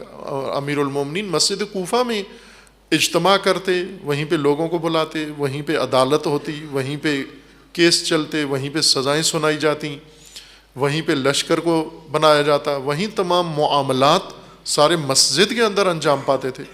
لیکن بعد میں جب بادشاہت شروع ہوئی، شہنشاہیت شروع ہوئی، شہنشاہوں نے دارالامارہ الگ بنا لیے، حکومتی مراکز مسجد سے نکل گئے۔ پر بعد میں آنے والوں نے ہر چیز الگ کرتے گئے، اور آج ہر چیز مسجد سے نکل گئی۔ بعد میں آنے والوں نے درس و تدریس مسجد سے خارج کر دیا، درس و تدریس کے لیے الگ مراکز بنانا شروع کر دیے۔ بعد میں آنے والوں نے پھر مسلمانوں کے اجتماع کے لیے الگ، جب سے پارٹیاں، حزبیں اور تنظیمیں آئی ہیں، انہوں نے اپنے دفاتر الگ بنا لیے کہ اب مومنین، چونکہ مومنین ہیں، مسلمانوں کی جو حزبیں ہیں، تو یہ سارے حزب کے دفتر میں، پارٹی کے دفتر میں، تنظیم کے دفتر میں جمع ہوں، اکٹھے ہوں۔ خوب اس طرح مسجدیں ویران ہو گئیں۔ یہ مسجدوں کے آلٹرنیٹ ہیں، یہ مسجدوں کے متبادل گھر ہیں سارے بنے ہوئے، جن سے مسجدوں میں خلوت ہو گئی۔ آج سب روتے ہیں، جی مسجدوں میں لوگ نہیں آتے۔ خوب کیوں آئیں لوگ مسجد میں؟ رکعات ہی پڑھنی ہے، اتنے سے کام کے لیے آئیں، وہ اپنے دکان پہ پڑھ لیتے ہیں، گھر پہ پڑھ لیتے ہیں۔ اگر تمام امور کا مرکز مسجد ہو، مسجدیں آباد ہوں گی، 24 گھنٹے آباد ہوں گی۔ جب تعلیم و تعلم، تربیت اور فیصلے، عدالتیں، حکومت، ہر چیز مسجد کے اندر ہو، یہ اس وقت ہوتا ہے کہ جب اللہ کا نظام ہو، جب اسلامی نظام ہو۔ لیکن جب تقوی کا بینر ہو اور تغوا کا نظام ہو، طغیان ہو، طاغوتیت ہو، وہ طاغوت تو مسجد میں نہیں بناتا اپنا مرکز۔ طاغوت کو مسجد کی کیا ضرورت ہے؟ اس نے اپنا دفتر بنانا ہے، اس نے اپنا اور محل بنانا ہے، ان دفتروں اور محلوں کے اندر انہوں نے سارے امور و مراکز اپنے قائم کرنے ہیں۔ منافقوں نے جو حربہ استعمال کیا، تیزی دکھائی، اپنی ذہانت دکھائی، وہ یہ کہ رسول اللہ کے ساتھ دشمنی، اللہ کے ساتھ دشمنی، اسلام کے ساتھ دشمنی، مسلمانوں کے ساتھ دشمنی کے لیے انوکھا طریقہ اپنایا، مسجد بنائی، اسلامی مرکز بنایا کہ اس پہ تو شبہ بھی کسی کو نہیں ہوگا، شک بھی کسی کو نہیں گزرے گا، اس لیے انہوں نے مسجد بنائی۔ یہ مسجد ایک شخص ہے ابو عامر کے نام سے، بنی عوف قبیلہ سے، جو اوس قبیلے سے ظاہراً تعلق رکھتا ہے۔ البتہ دونوں طرح کے اس کے بارے میں اظہار ہیں، بعض نے اس کو خزرجی کہا ہے، بعضوں نے قبیلہ اوس کا فرد قرار دیا ہے۔ یہ بنو عامر بنو عوف قبیلے کا شخص تھا، ابو عامر کے نام سے، اور اس کو بہتر پہچان سکتے ہیں اہل مطالعہ افراد۔ ایک بہت نمایاں شخصیت ہیں، شہید عظیم صدر اسلام کے، اور ان کا عنوان غسیل الملائکہ ہے۔ اس عنوان سے ایک منفرد شہید ہیں یہ، غسیل الملائکہ، جس کو غسل ملائکہ نے دیا تھا۔ یہ شخص، اس کی شادی ہوئی، شادی ظاہراً 1 یا 2 دن پہلے اس کی شادی ہوئی، اور شادی میں اس پر چونکہ نو بیاہتا تھا یہ، اور فوراً ہی جنگ بھی شروع ہو گئی۔ اس جنگ کے اندر جب رسول اللہ کی طرف سے اعلان ہوا تو یہ اس وقت واجب غسل اس پر واجب تھا۔ توجہ کریں ان افراد کی خصوصیات جو رسول اللہ نے تربیت کیے تھے، اس پر غسل واجب تھا، اور ادھر سے رسول اللہ نے جہاد کا اعلان کیا کہ سب جہاد پہ آؤ۔ اس نے ٹال مٹول نہیں کی، اس پر غسل واجب تھا، ٹال مٹول نہیں کی کہ میں پہلے غسل کروں۔ خوب ظاہر مدینہ تھا، پائپ لائن نہیں تھی، نلکے ٹوٹیاں نہیں تھی آج کی طرح، حمام غسل خانے نہیں تھے، پانی کسی کنویں سے نکالنا ہوتا تھا، پھر اس میں اہتمام کر کے غسل مشکل کام تھا جہاں پانی نہ ہو صحرائی علاقے میں۔ اس نے اتنی بھی تاخیر نہیں کی کہ میں پانی چشمے یا کنویں سے لا کر اور واجب غسل کر کے پھر رسول اللہ کی ندا پر لبیک کہوں، اس کو بھی روا نہیں سمجھا، بلکہ اسی حالت میں یہ پہنچ گیا میدان جنگ میں، اور بتایا بھی نہیں کسی کو۔ ظاہر بتانے والی بات ہی نہیں تھی، کسی کو کیا بتایا کہ مجھ پر غسل واجب ہے، چونکہ رسول اللہ کا فرمان ہے یہ کام کرو۔ یہ مجاہد جوان مرد گیا، سیدھا میدان میں جا کے تلوار اٹھائی اور جنگ لڑنا شروع کی، اور وہیں شہید ہو گیا، اسی حالت میں، جنوب حالت میں شہید ہو گیا۔ بعد میں جب جنگ ختم ہوئی اور شہداء کے جنازے، لاشیں جنگ سے اٹھانے کے لیے لوگ گئے، تو اس شہید کی لاش دوسرے شہداء سے بالکل مختلف حالت میں تھی۔ یہ لاش دھوئی ہوئی، نہلائی ہوئی، غسل دی ہوئی لاش تھی، اس کو غسل دیا گیا تھا شہادت کے بعد، اور سب متعجب تھے کہ اس کو کس نے غسل دیا ہے۔ آئے رسول اللہ کی خدمت میں اور ماجرا پیش کیا، تو حضور نے فرمایا کہ اس کو ملائکہ نے غسل دیا ہے، چونکہ اس پر غسل واجب تھا۔ اب شہادت بھی اس کی ہو گئی تو اس کو ملائکہ نے غسل دیا ہے۔ یہ شخصیت بہت منفرد ہے تاریخ میں کہ جس کو شہادت کے بعد فرشتوں نے غسل دیا ہو، اور رسول اللہ نے گواہی دی کہ یہ غسیل الملائکہ ہے۔ نام ان کا ہے حنظلہ ابن ابی عامر غسیل الملائکہ۔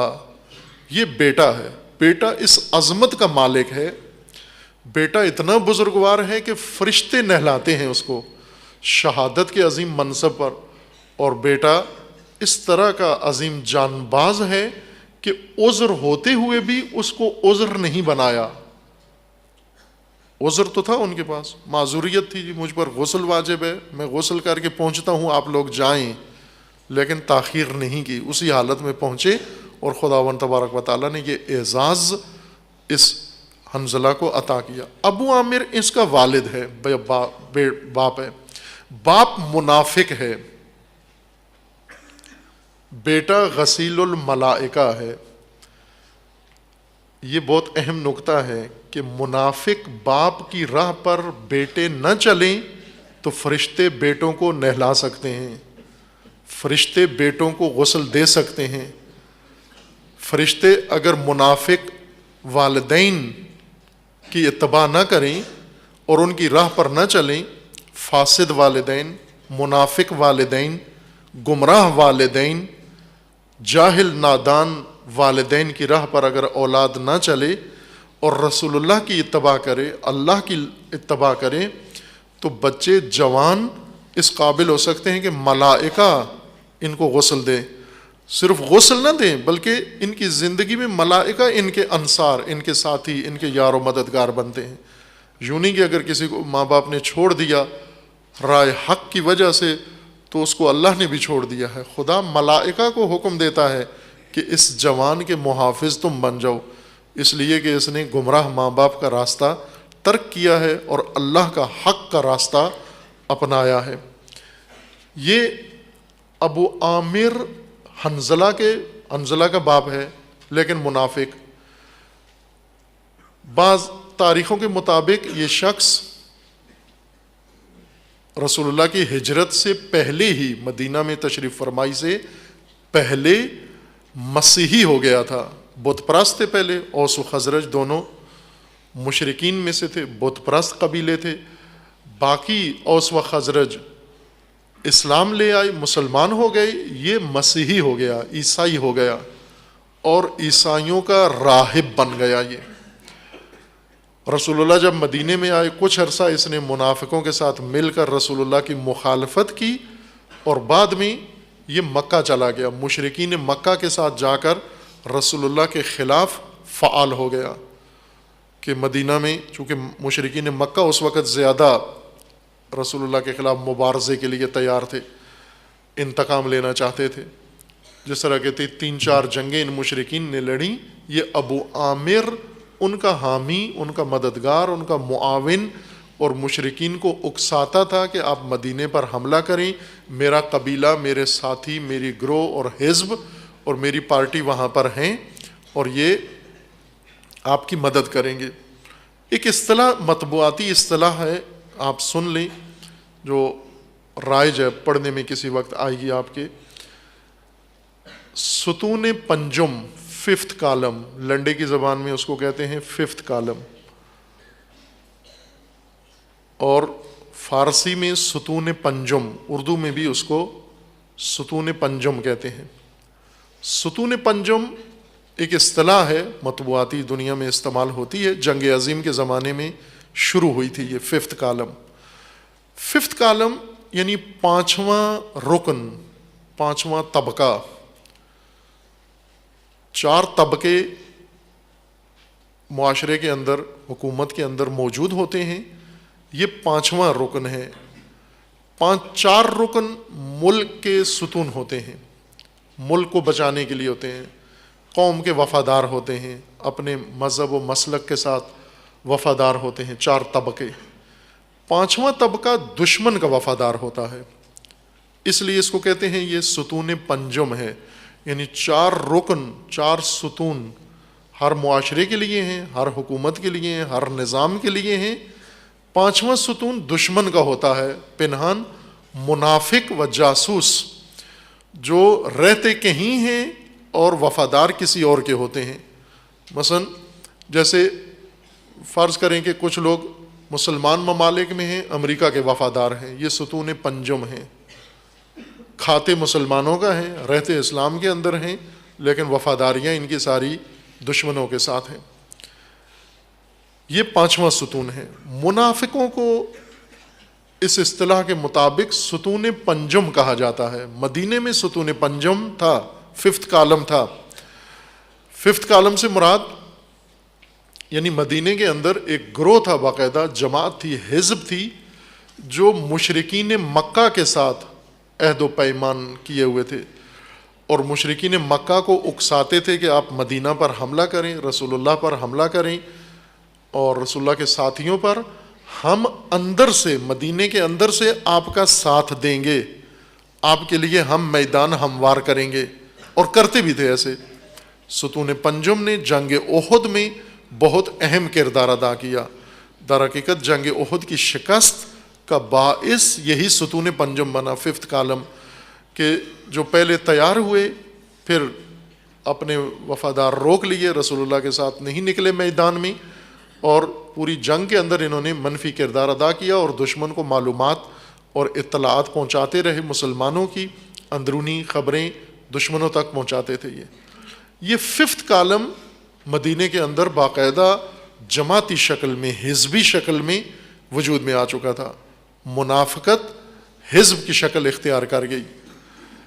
ابو عامر اس حزب کے اور ففتھ کالم کے سربراہوں میں سے تھا، بڑے منافقوں میں سے۔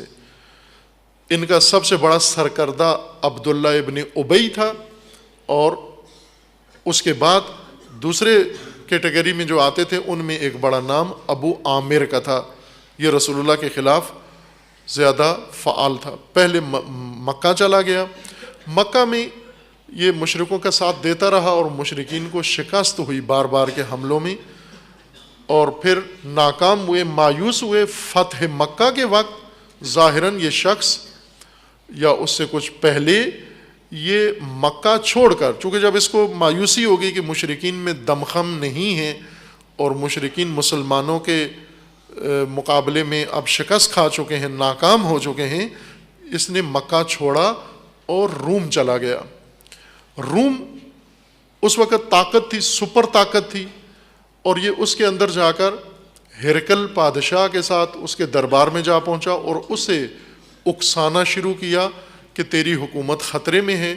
مدینہ میں جو شخصیت ہیں جن کا مذہب تیزی سے پھیل رہا ہے، ان کے عزائم اس طرح کے ہیں کہ وہ ہر اطراف کے حکومت کو گرانے کے درپے ہیں، اور اب تیری باری ہے۔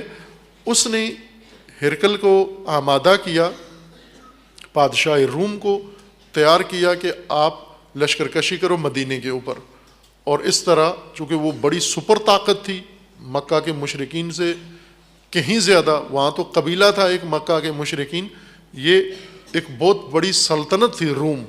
اگر یہ رومی لشکر کشی کرتے مدینہ کے اوپر، ظاہر ایک بہت بڑا خطرہ ایجاد کر سکتے تھے، اور یہ اکسا رہا تھا ابو عامر رومیوں کو۔ عیسائی بن کر، چونکہ عیسائی مذہب پہ آ گیا تھا، راہب بن گیا تھا، اس کو جلدی پذیرائی ملی روم کے اندر، اور اس نے وہاں ایک اچھا اپنا مقام بنا لیا۔ وہاں سے اس نے پیغام بھیجا مدینہ کے اندر اپنے قبیلے کے اور اپنی حزب کے ساتھیوں کو، منافقوں کو، بنو عوف کے ساتھیوں کو اس نے پیغام بھیجا کہ عنقریب مدینہ کے اوپر ہرکل روم، بادشاہ روم، بڑا لشکر جرار لے کر حملہ ور ہو رہا ہے، اور اس کے حملے کا ہم لوگوں نے ساتھ دینا ہے، اور مدینہ میں اندر ففتھ کالم نے اندر سے روم کے لیے میدان ہموار کرنا ہے۔ تو آپ لوگ تیاری کریں، ایک مرکز بناؤ اور اس مرکز میں اپنے سارے ساتھی اکٹھے کرو، اور جب حملے کا وقت آئے تو پھر ہم اسی مرکز کو رومیوں کے استقبال کے لیے استعمال کریں گے، اور ان کی اس کو ہیڈ کوارٹر بنا دیں گے، اور اس سے آگے پھر آسانی سے مدینہ تسخیر ہو جائے گا. یہ اس کی پلاننگ تھی، جنگی پالیسی تھی. اور اسی نے ان کو حکم دیا تھا کہ جو بھی مرکز بناؤ گے، چونکہ منافق تھے، خطرہ تھا انہیں پکڑے جائیں، نظروں میں آ جائیں. اس ابو عامر نے انہیں بتایا کہ آپ جو مرکز بناؤ گے وہ مسجد بناؤ. مسجد پر حساسیت کم ہے، مسجد کی طرف نگاہیں کم ہیں، مسجد پہ کسی کو اعتراض نہیں ہوگا، مسجد بنانے پر مسلمان سارے خوش ہوں گے، مسجد بنانے پر رسول اللہ بھی بہت خوش ہوں گے. اور آپ اس مسجد کو رسمی حیثیت و شکل دینے کے لیے افتتاح بھی رسول اللہ سے کروا لینا، اور پھر اس کے بعد یہ مسجد تمہارے اختیار میں ہوگی، اور اس میں اپنی حزب اور اپنی جماعت کو متمرکز کر کے اکٹھا کر کے، اور اس طرح سے ادھر سے رومی آئیں گے اور ادھر سے آپ مدینہ کے اندر یہ مرکز بنا کر اس کو آباد کریں، اور پھر ہم اس سلسلے کا یعنی اسلام کا خاتمہ کر دیں گے. یہ اس کی پالیسی تھی، یہ اس کی اسٹریٹجی تھی جو اس نے بنائی ابو عامر نے. اس مقصد کے لیے قرآن نے فرمایا کہ ضرر کے لیے، کفر کے لیے، تفرقے کے لیے اور پناہ گاہ. توجہ فرمائیں، والذین اتخذوا مسجدا ضرارا، وہ گروہ جنہوں نے، وہ جماعت و وہ پارٹی جنہوں نے مسجد بنائی، ضرارا مسجد ضرار نقصان پہنچانے کے لیے، وہ کفرن کفر کے لیے، وہ تفریقاً اور تفرقہ ڈالنے کے لیے، بین المؤمنین مومنوں کو تقسیم کرنے کے لیے، تاکہ مومن کچھ اس مسجد میں جائیں کچھ اس مسجد میں جائیں، اجتماعیت مومنین کی ختم ہو جائے. وَإِرْصَادًا لِمَنْ حَارَبَ اللَّهَ وَرَسُولَهُ مِنْ قَبْلُ، اور پناہ گاہ، کمین گاہ، رصد گاہ بنائی اس شخص کے لیے جو پہلے سے اللہ اور رسول کا دشمن چلا آ رہا ہے. اس کے لیے پناہ گاہ بنائی، کمین گاہ بنائی، تاکہ اس مسجد میں آ کر فعالیت کریں. خوب توجہ فرمائیں، یہ ایک منافق نے اس وقت، ابو عامر نے جو عیسائی تھا، مسیحی تھا، اس وقت کے ایک راہب نے مسجد کا نقشہ، مسجد کا تصور دیا اسلام کے مقابلے کے لیے. اور یہ رویہ اس کا، یہ اس کا کام آج تک دشمنان دین نے اس کو اپنایا ہوا ہے اور مؤثر طریقے سے اپنایا ہوا ہے. وہ مسجد ضرار گرا دی گئی، وحی اتری، اللہ کا پیغام آیا کہ یہ مسجد ضرار ایسے گرا دیا جائے، رسول اللہ نے گرا دیا. لیکن اس کے بعد بننے والی مساجد ضرار قائم ہیں، آج تک قائم ہیں. اور اس وقت یہ نقشہ ابو عامر کا، منافقین مدینہ کا، آج کے راہب اور آج کے عیسائی اسی نقشے کو لے کر چل رہے ہیں. اور یہ نقشہ برطانیہ کی اسلام دشمنی میں محوریت رکھتا ہے. یہ تصور، چونکہ برطانیہ یہ عیسائی ملک ہے اور قسم خوردہ دشمن مسلمانوں کا. پوری تاریخ میں دیکھیں سب سے زیادہ جنایتیں مسلمانوں کے اوپر برطانیہ نے، اس قوم نے انجام دیا، انگریز قوم نے. وہ انگریز قوم جس کی زبان پڑھنا اور بولنا مسلمان اعزاز سمجھتے ہیں، جس کی اتری ہوئی پتلون پہننا اپنے لیے اعزاز سمجھتے ہیں، جس کا اترا ہوا لباس اپنے لیے تبرک سمجھتے ہیں، جس کا تعلیمی نظام اپنے لیے بڑا فخریہ طور پر اعزاز سمجھتے ہیں. یو کے سسٹم میں پڑھ رہے ہیں، آکسفورڈ سسٹم میں پڑھ رہے ہیں، برٹش نظام میں پڑھ رہے ہیں، ہر چیز اس کی فخر و اعزاز ہے. یہ خباثت رکھنے والی قوم دین کے ساتھ، اسلام کے ساتھ سخت دشمنی کی انہوں نے، اور دشمنی کے لیے منافقین مدینہ کا حربہ اپنایا. امام خمینی رضوان اللہ تعالی علیہ نے فرمایا کہ اسلام کو جن روشوں سے نقصان پہنچایا گیا، مختلف روشیں اپنائی گئیں، ان میں ایک کامیاب روش طریقہ جس سے اسلام کو سخت نقصان پہنچایا گیا اور آج تک پہنچایا جا رہا ہے، وہ ہے اسلام کے مقابلے میں اسلام،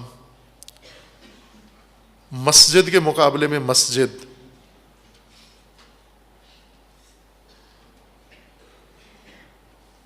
اسلام بے مقابلہ اسلام، فرقے بنائے، برطانیہ نے فرقے بنائے، زرار فرقے، قادیانیت، بہائیت، وہابیت، سلفیت، تکفیریت، یہ سب برطانیہ کے بنائے ہوئے ہیں، یہ سب زرار ہیں، مذاہب زرار، فرق زرار، تنظیمیں، پارٹیاں، حزبیں، احزاب زرار، شخصیتیں، زرار شخصیتیں جو کفر، تفرقہ اور نقصان کے لیے ہیں، ایسی شخصیتیں علماء بنائے انہوں نے، ہر مسلک اسلامی فرقوں کے اندر انہوں نے علماء بنائے، شخصیتیں بنائی، تشیع کے اندر انہوں نے یہ مراکز بھی بنا کے دیے اور شخصیتیں بھی بنائیں۔ ابھی یہ شیرازی گروہ جو تکفیریت کے فتنے کو دودھ پلاتا ہے، جس طرح امیر المومنین نے فرمایا تھا کہ آپ فتنوں کو دودھ مت پلاؤ، سواری مت دو، کن فی الفتنۃ کابن اللبون لا زہر فترکب ولا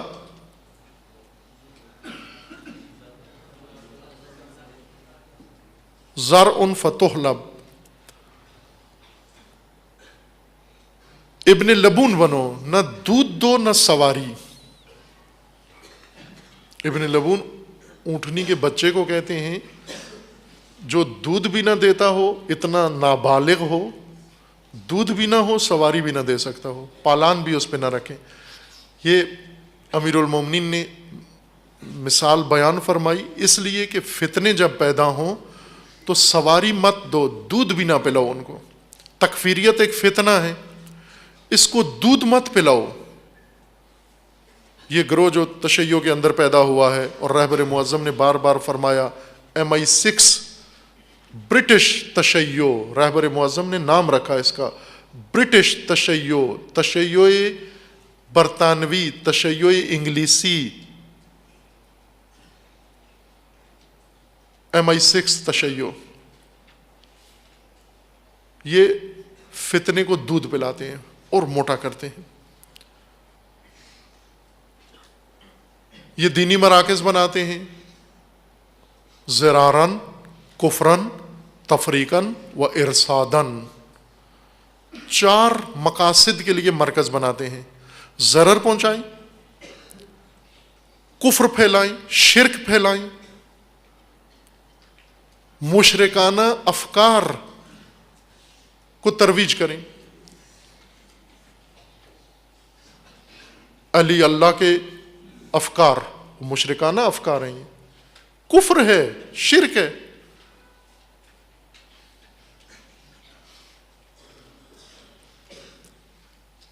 یہ جائیں مسلمانوں کے مراکز کے اندر جا کر پھیلائیں، یا ایسی مساجد بنائیں جن کے اندر یہ نعرے لگوائیں، جا کر ایسے خطیب بلائیں وہاں پر، کفرن، زرارن، ضرر، کفرن، شرک و کفر پھیلانے کے لیے، تفریقن، تشیع کو بانٹنے کے لیے، مسلمانوں کو بانٹنے کے لیے، تقسیم کرنے کے لیے، ایک دوسرے کا دشمن بنانے کے لیے، وَإِرْصَادًا، اور کمینگاہیں، پناہ گاہیں دشمنان دین کے لیے، کہ جب دشمنان دین دورے پر آئیں یا کسی دشمن کی طرف سے آئیں تو یہ مرکز ان کے لیے بنا ہوا ہو پہلے سے۔ انہوں نے تیار کیے ہوئے شخصیات زرار، مدارس زرار، مساجد زرار، احزاب زرار، تنظیم زرار، شخصیات زرار، علماء زرار، جن کا ظاہر دین ہے، باطن ان کا باطل ہے، جو یہ 4 مقصد کر رہے ہیں کہیں بھی، مسجد زرار، حزب زرار، شخصیت زرار، سمجھنا قرآن نے آسان کر دیا ہے کہ جہاں یہ 4 کام ہو رہے ہوں، مسلمانوں کو، اسلام کو نقصان پہنچایا جا رہا ہو، کفر و گمراہ افکار جہاں ترویج ہو رہے ہوں، اور جہاں تفرقہ ڈالا جا رہا ہو مسلمانوں میں اور مومنین میں، اور جہاں پر دشمنان دین کی پناہ گاہیں وہ دورے پہ آتے ہوں، جب بھی وہ دورے پہ آتے ہو اسی مرکز میں قیام کرتے ہیں آ کر. یہ ذرار ہیں، یہ میزبان ہوتے ہیں ان کے، دشمنان دین کے میزبان یہ ہیں، یہ ذرار ہیں. قرآن بصیرت دے رہا ہے، آگاہی دے رہا ہے، بیدار کر رہا ہے. اب ہر مسجد میں وحی نہیں اترے گی، ایک وحی کے ذریعے سے قیامت تک کے لیے یہ 5th کالم کا منصوبہ قرآن نے مومنوں کو واضح کر دیا، روشناس کرا دیا. لیکن اس کے بعد پھر پٹی باندھ لیتے ہیں اپنی آنکھوں پر. مومن مسجد ہے، یہ بھی اپنی ہی ہے،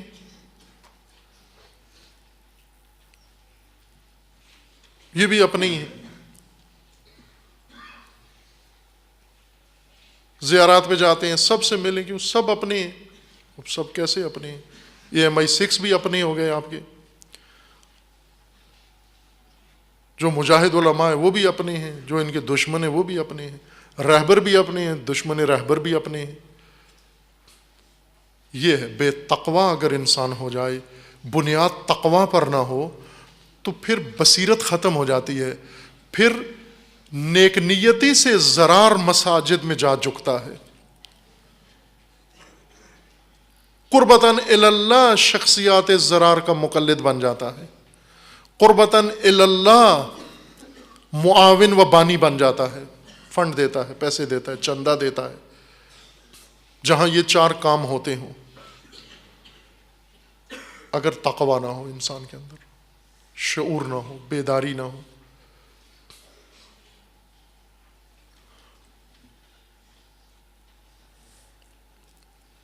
وَلَيَحْلِفُنَّ إِنْ أَرَدْنَا إِلَّا الْحُسْنَى. 7 قسمیں کھاتے ہیں، قسمیں کھاتے ہیں، اعلان کرتے ہیں لوگوں کے سامنے، یہ ہم نے صرف للہ فی اللہ، اللہ کے لیے، مسلمانوں کی سہولت کے لیے بنایا. یہ ابو عامر کا گروہ 5th کالم جنہوں نے مسجد ضرار بنائی، اور پھر رسول اللہ نے اسے مسجد کو، اب آگے حکم ہے کہ کیا کرنا ہے. مسجد ضرار جہاں ہو وہاں مومنوں کا فریضہ کیا ہے، وظیفہ کیا ہے. وہاں چڑھاوے چڑھانا نہیں ہے، چندے دینا نہیں ہے، ان کے صندوق میں پیسے ڈالنا آپ کا فریضہ نہیں ہے. وہ بھی ہے، مقرر ہے، عرض کروں گا. جب رسول اللہ نے بھیجے افراد کہ جا کر اس کو گرا دو، قسمیں کھاتے تھے کہ ہم نے ان مقاصد کے لیے نہیں بنایا، بلکہ مقصد یہ تھا ہمارے بنانے کا، مسجد بنانے کا مقصد مسجد قباء کے ساتھ یہ تھا کہ کچھ بوڑھے لوگ ہیں، مریض لوگ ہیں، اور سردی میں، آندھی میں یہ مسجد قباء نہیں جا سکتے، تو ہم نے قریب کے محلے میں یہ مسجد بنا دی ہے تاکہ جب آندھی ہو، موسم خراب ہو، اور جو نحیف ہیں، لاغر ہیں، بیمار ہیں، وہاں نہیں جا پاتے، وہ یہاں آ جایا کریں. ہم نے تو بلائی کے لیے، رفاع کے لیے، فلاح کے لیے یہ سب کچھ قائم کیا ہے، علاقے کے لیے سب کچھ قائم کیا ہے. USAID سے اس وقت مومنوں کے گھروں کے اوپر تختیاں لگی ہوئی ہیں. میں ایک شخص نے تصویر دکھائی، ایک مومن نے، اور بتایا کہ یہ مومنین کے گھروں کے اوپر باقاعدہ پلیٹیں لگی ہوئی ہیں. USAID کیا کیا مومنین کو؟ کسی کو بکری دے دی، کسی کو لیلا دے دیا، کسی کو دمبا دے دیا، کسی کو گندم دے دی، ساتھ پلیٹ بھی لگا کر آ گئے وہاں پر. کسی کو چولہا دے دیا، کسی کو سلائی مشین دے دی، اور تمام گھروں کے اوپر USAID امداد، امریکی امداد، جو پاکستان کے اندر سب سے بڑا امدادی ادارہ ہے، اور اکثریت مومنین اس کی زد میں ہیں اور ان کو خواہش ہے کہ اس سے مدد لیں.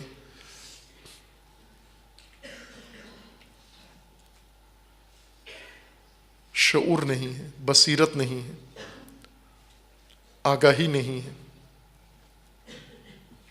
اس امداد سے بھوک سے مر جانا بہتر ہے۔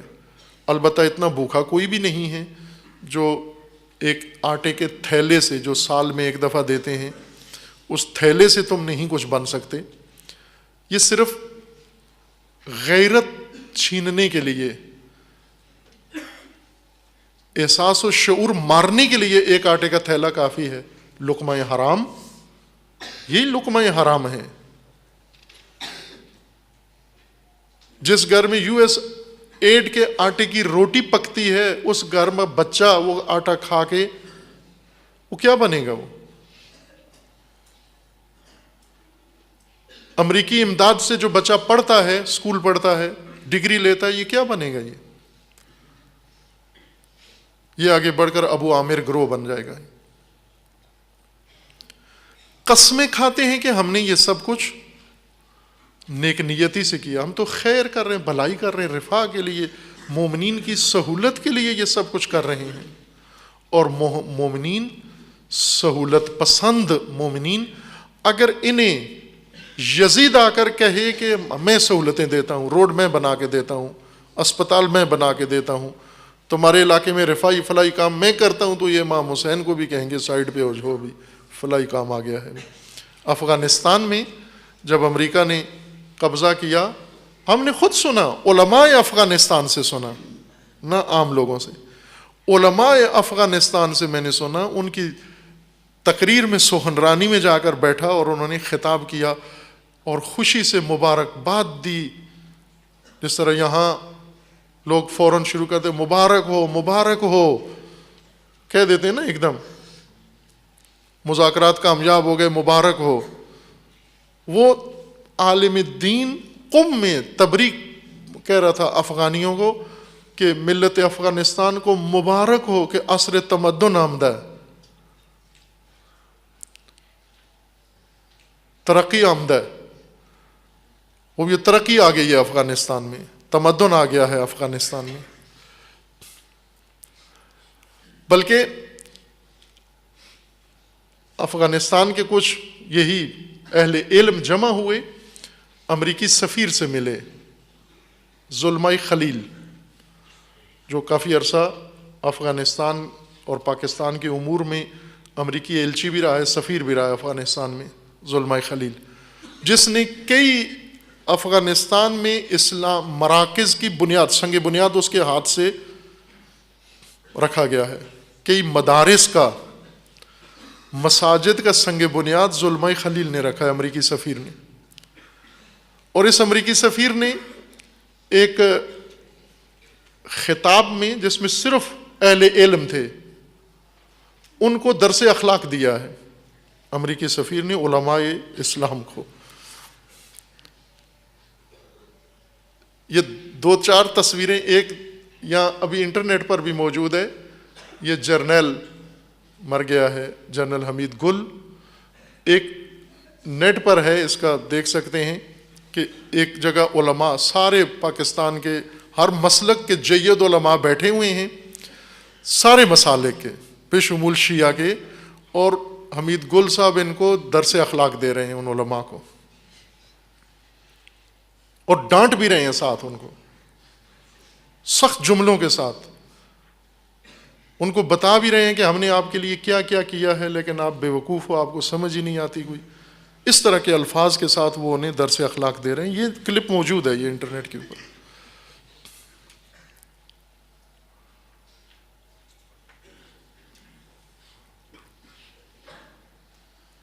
اگر کوئی سہولت لے کر آئے، آٹے کا تھیلا لے کر آ جائے، کیا فروخت کرنا چاہیے اس آٹے کے تھیلے کے بدلے میں؟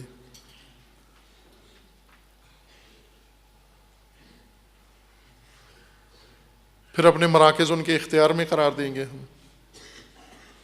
یہ شعور قرآن بیدار کرنا چاہتے ہیں۔ عزیز من، قرآن پڑھو، بصیرت پیدا ہو، شعور پیدا ہو، آگاہی پیدا ہو، معیارات ہاتھ میں آئیں، ترازو ہاتھ میں آئیں، ان معیاروں پر پرکھو، ہر ایک کو پرکھو، شخصیات کو انہی معیاروں پہ پرکھو، حق پر پرکھو، حق پر۔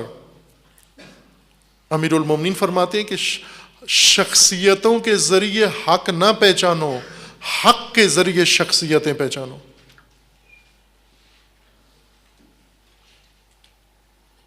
حق کا میزان قرآن ہاتھ میں دے گا. یہ قسمیں کھاتے ہیں کہ ہم نے یہ مسجد بنائی ہے اور نیک نیتی سے بنائی ہے. واللہ یشہد انہم لکاذبون، اور اللہ گواہی دیتا ہے یہ جھوٹے ہیں. یہ منافق جھوٹ بول رہے ہیں، انہوں نے بالکل ان کی قسم کے دھوکے میں بھی مت آؤ. دیکھیں قرآن نے یہ نقطہ بھی ملحوظ رکھا کہ یہ ہو سکتا ہے کہ مسجد ضرار بنے، کچھ مومنین کو شک شبہ ہو، یہ شک و شبہ کی بنا پر ان کے پاس جائیں، ان سے وضاحت مانگیں کہ بھائی آپ کیا کر رہے ہو، یہاں کیوں بنا رہے ہو. تو وہ پھر قسمیں کھائیں گے، پھر مطمئن ہو جائیں گے، قانے ہو کے گھر آ جائیں گے. ہم خود گئے تھے، ہم تحقیق کر کے آئے ہیں، ہم نے خود ان کی زبان سے سنا ہے، ریکارڈنگ موجود ہے ہمارے پاس. انہوں نے قسم کھائی ہے کہ یہ مسجد ہم اس لیے بنا رہے ہیں، یہ مرکز اس لیے بنا رہے ہیں، یہ فلاں چیز اس لیے بنا رہے ہیں. خدا گواہی دیتا ہے کہ یہ قسمیں جھوٹی ہیں. ان قسموں سے بھی مطمئن مت ہو، قانے نہ ہو ان سے.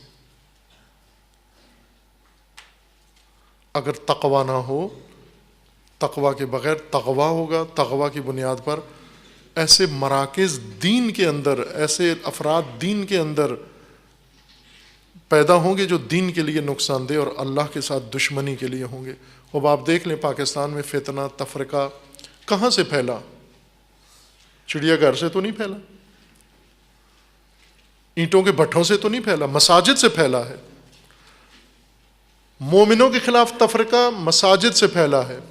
یہ مساجد ضرار ہیں جہاں سے فرقہ واریت، جہاں سے مسلمانوں کے اندر دشمنی، جہاں سے مقدسات کی بے حرمتی، یہ سب مساجد ضرار ہیں. قرآن کے فارمولے کے مطابق، قرآن کے ضابطے کے مطابق جس مسجد سے تفرقہ پھیلایا جا رہا ہو، نفرت پھیلائی جا رہی ہو،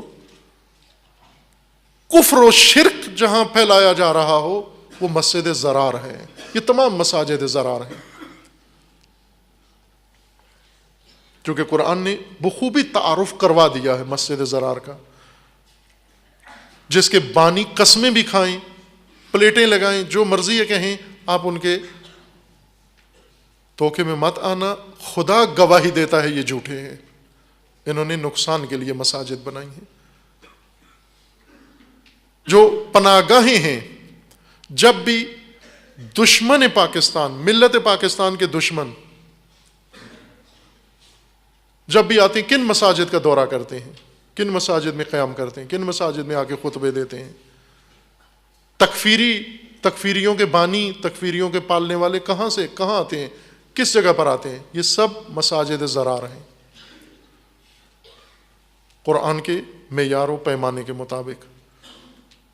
خداوند تبارک و تعالی انشاءاللہ مومنین کے اندر بیداری و شعور عطا فرمائے، اور خداوند تبارک و تعالی ان مراکز ضرار، مساجد ضرار، مدارس ضرار، احزاب ضرار، تنظیمات ضرار، شخصیات ضرار، ہر وہ چیز جو مسلمانوں کو ضرر اور اسلام کو ضرر پہنچانے والی ہے، خداوند تعالی ان ضرار مراکز سے امت اسلامیہ کو اللہ تعالی نجات عطا فرمائے.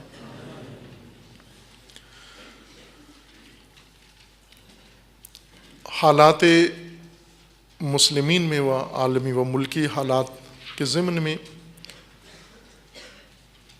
چند نکات ہیں جو آپ کی خدمت میں پیش کیے جاتے ہیں. ایک سب سے پہلے جو حالیہ چند دن پہلے حادثہ جمہوریہ اسلامی ایران میں رونما ہوا، ایک بہت ہی کلیدی شخصیت، بہت ہی نمایاں و برجستہ و مؤثر تاثیر گزار شخصیت رفسنجانی صاحب اس دنیا سے وفات پا گئے ہیں،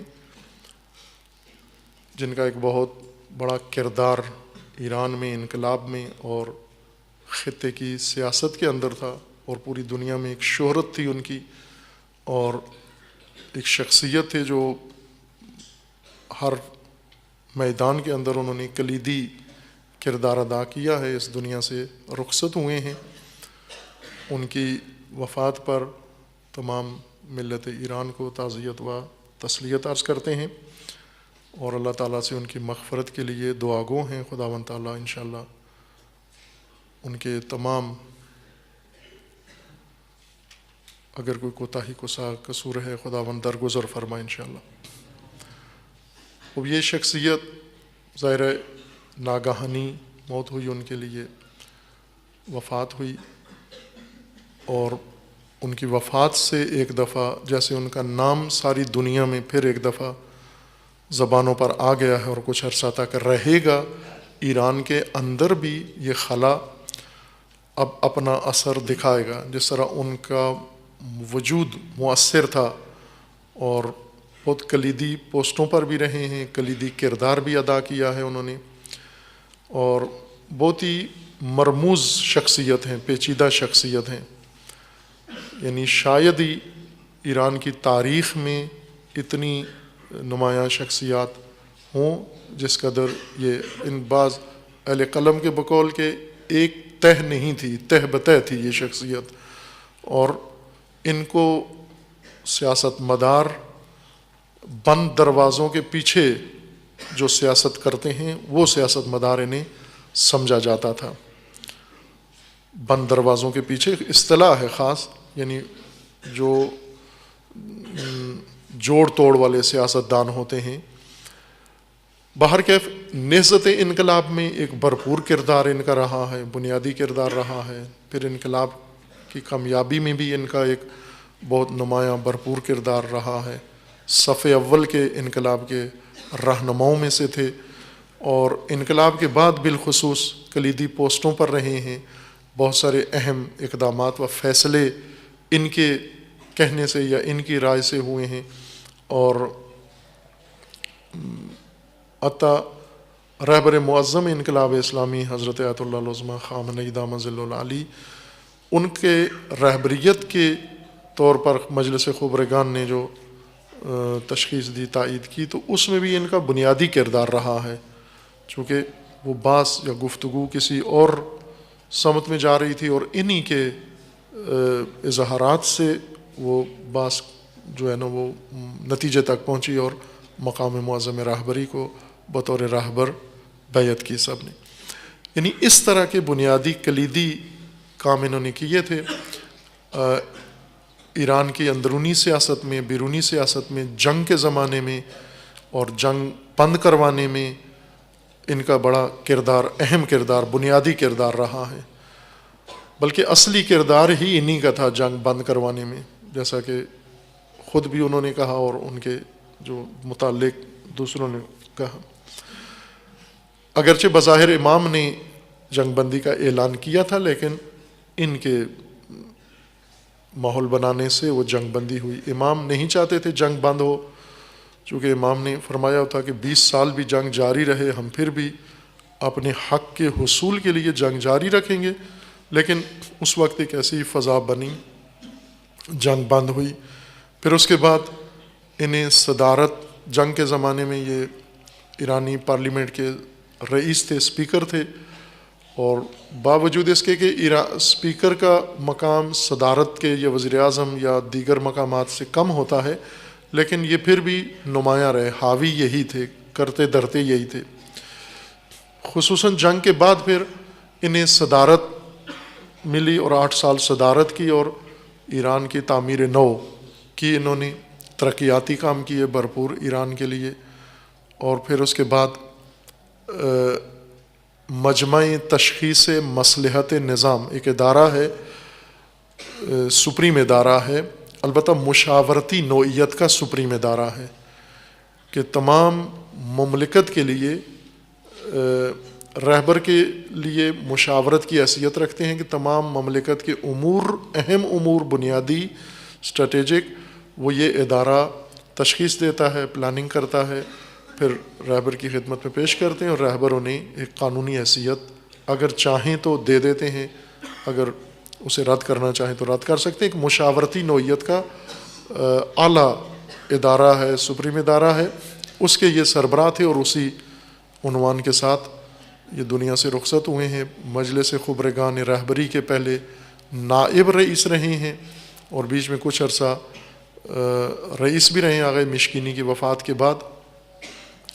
لیکن 2009 میں جو مسائل پیدا ہوئے ایران کے اندر، 2009 میں صدارتی الیکشن ہوئے اور اس میں یہ شکست کھا گئے احمدی نژاد سے 2004 میں، اور پھر 2009 میں دوبارہ احمدی نژاد پھر الیکشن میں کامیاب ہوئے، اور اس وقت ملک کے اندر ان کے انتخاب کے خلاف احتجاج ہوا، اور بہت ہی خطرناک صورت اختیار کر گیا تھا وہ احتجاج، اور رہبر معظم کے حکم و فرمان سے ایرانی عوام سڑکوں پہ نکلے اور بھرپور طریقے سے انہوں نے اس فتنے کو یا اس بغاوت کو جو ہونے جا رہی تھی اسے سرکوب کیا اور دبا دیا. اس میں بھی ان کا کلیدی و بنیادی کردار رہا. اور پھر اس کے بعد آخری اپنے وفات کے لحظے تک یہ ایرانی سیاست میں مؤثر کردار، اگرچہ بڑا عہدہ اس طرح اختیاراتی نہیں تھا لیکن مؤثر ترین کردار انہی کا تھا. حتیٰ موجودہ حکومت جو اس وقت قائم ہے ایران کے اندر وہ انہی کے زیر سایہ تھی، اور یہ اس کے مرشد اور بڑے بزرگ سمجھے جاتے تھے. بہرکیف جس طرح زندہ رہے اور بہت تاثیر تھی ان کی ہر عمل میں، ہر مرحلے میں، ان کی وفات سے بھی ایک تاثیر اس کی بھی ہے اپنی.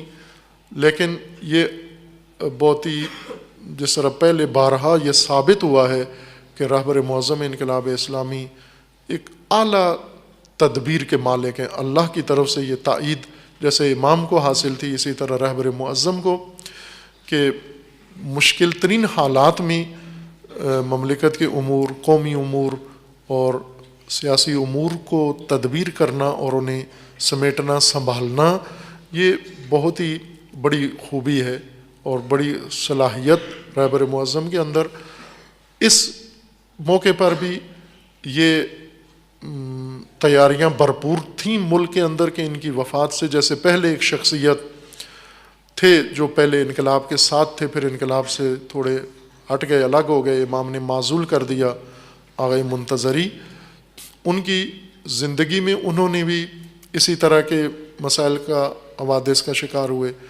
تو ان کی وفات پر، جب ان کی وفات ہوئی تو ان کے جنازے کو بعض انقلاب مخالف اور حکومت مخالف لوگوں نے ہتھیار کے طور پر استعمال کیا. تاریخ میں اس طرح کے جنازے بہت ہیں جہاں جنازوں کو سیاست کے لیے استعمال کیا گیا ہے.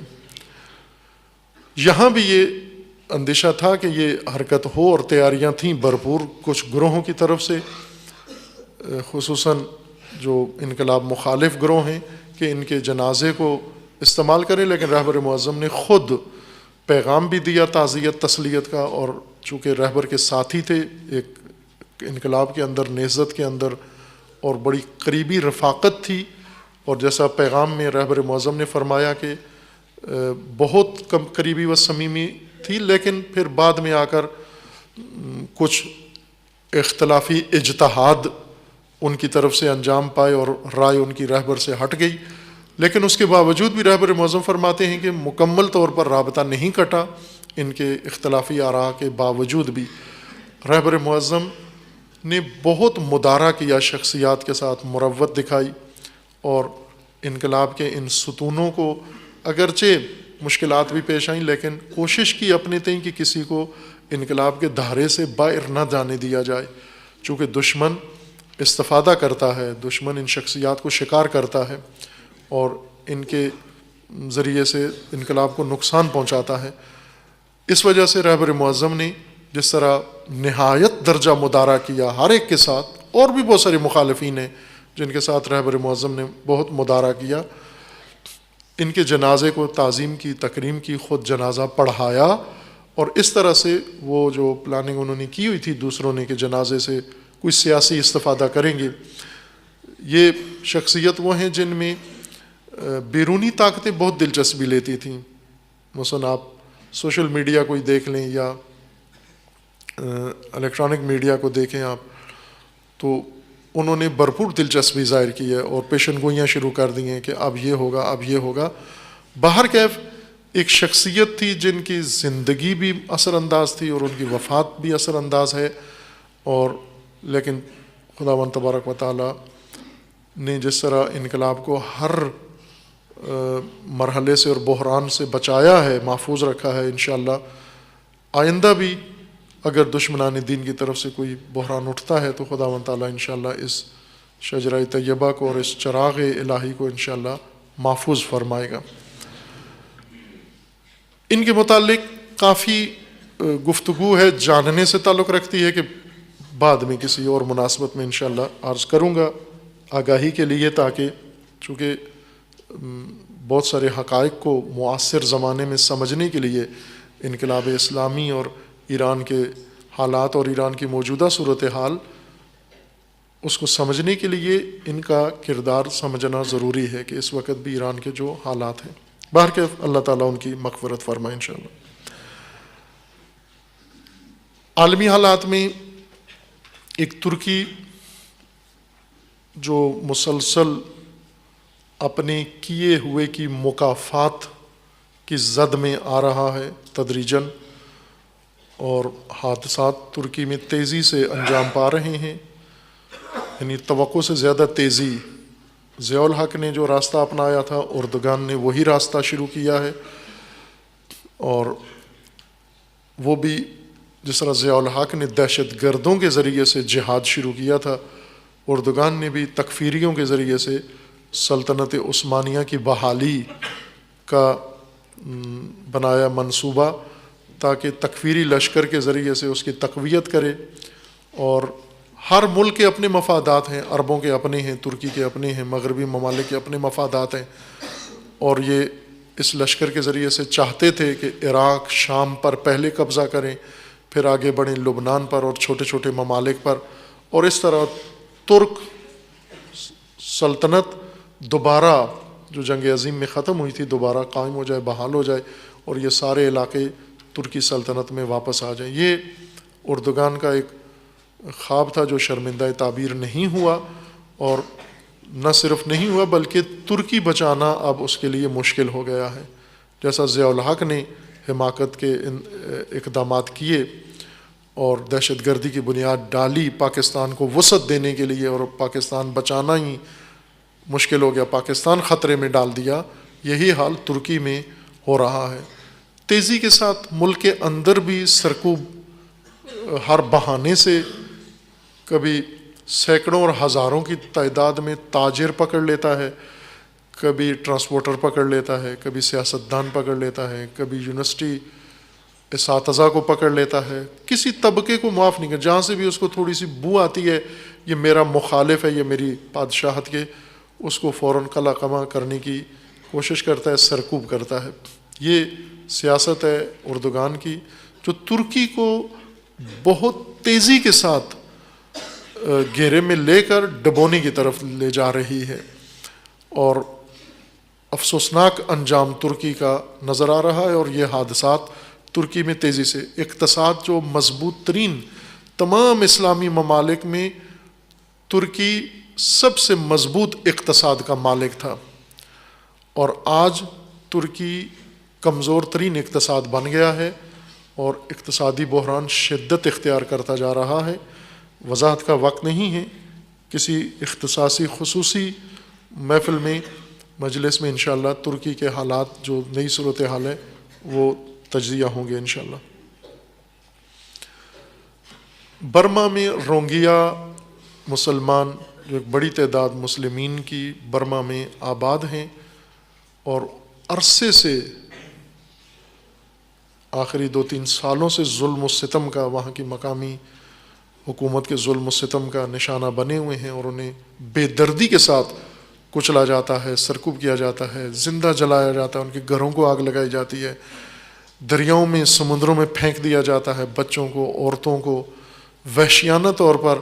فوج بھی اور وہاں کے متعصب مذہبی طبقے بھی بدھسٹ، باوجود اس کے کہ ایک منافق حکومت برسر اقتدار ہے روہنگیا برما میں، آنگ سان سوچی جو بڑی انقلابی اور عالمی شہرت یافتہ ایک حقوق کی خواہاں لیڈر تھی، جیل میں رہی فوج کے، اور بعد میں آزاد ہو کے اب وزیر اعظم بنی ہے، اور یہ سب اس منحوس عورت کی حکومت کے اندر یہ ہو رہا ہے، اور عالمی رد عمل زیرو ہے، صفر ہے، کہیں سے بھی کوئی عالمی رد عمل نہیں ہے، چونکہ سب کی توجہ مشرق وسطیٰ پر ہے، اور اس خلوت میں ایک نسل کشی وسیع پیمانے پر ہو رہی ہے، اور جو لوگ برما سے بھاگے ہیں اپنی جان بچا کر ارد گرد کے ممالک میں، بنگلہ دیش انہیں پناہ نہیں دیتا، تھائی لینڈ پناہ نہیں دیتا، کسی ملک میں ان کو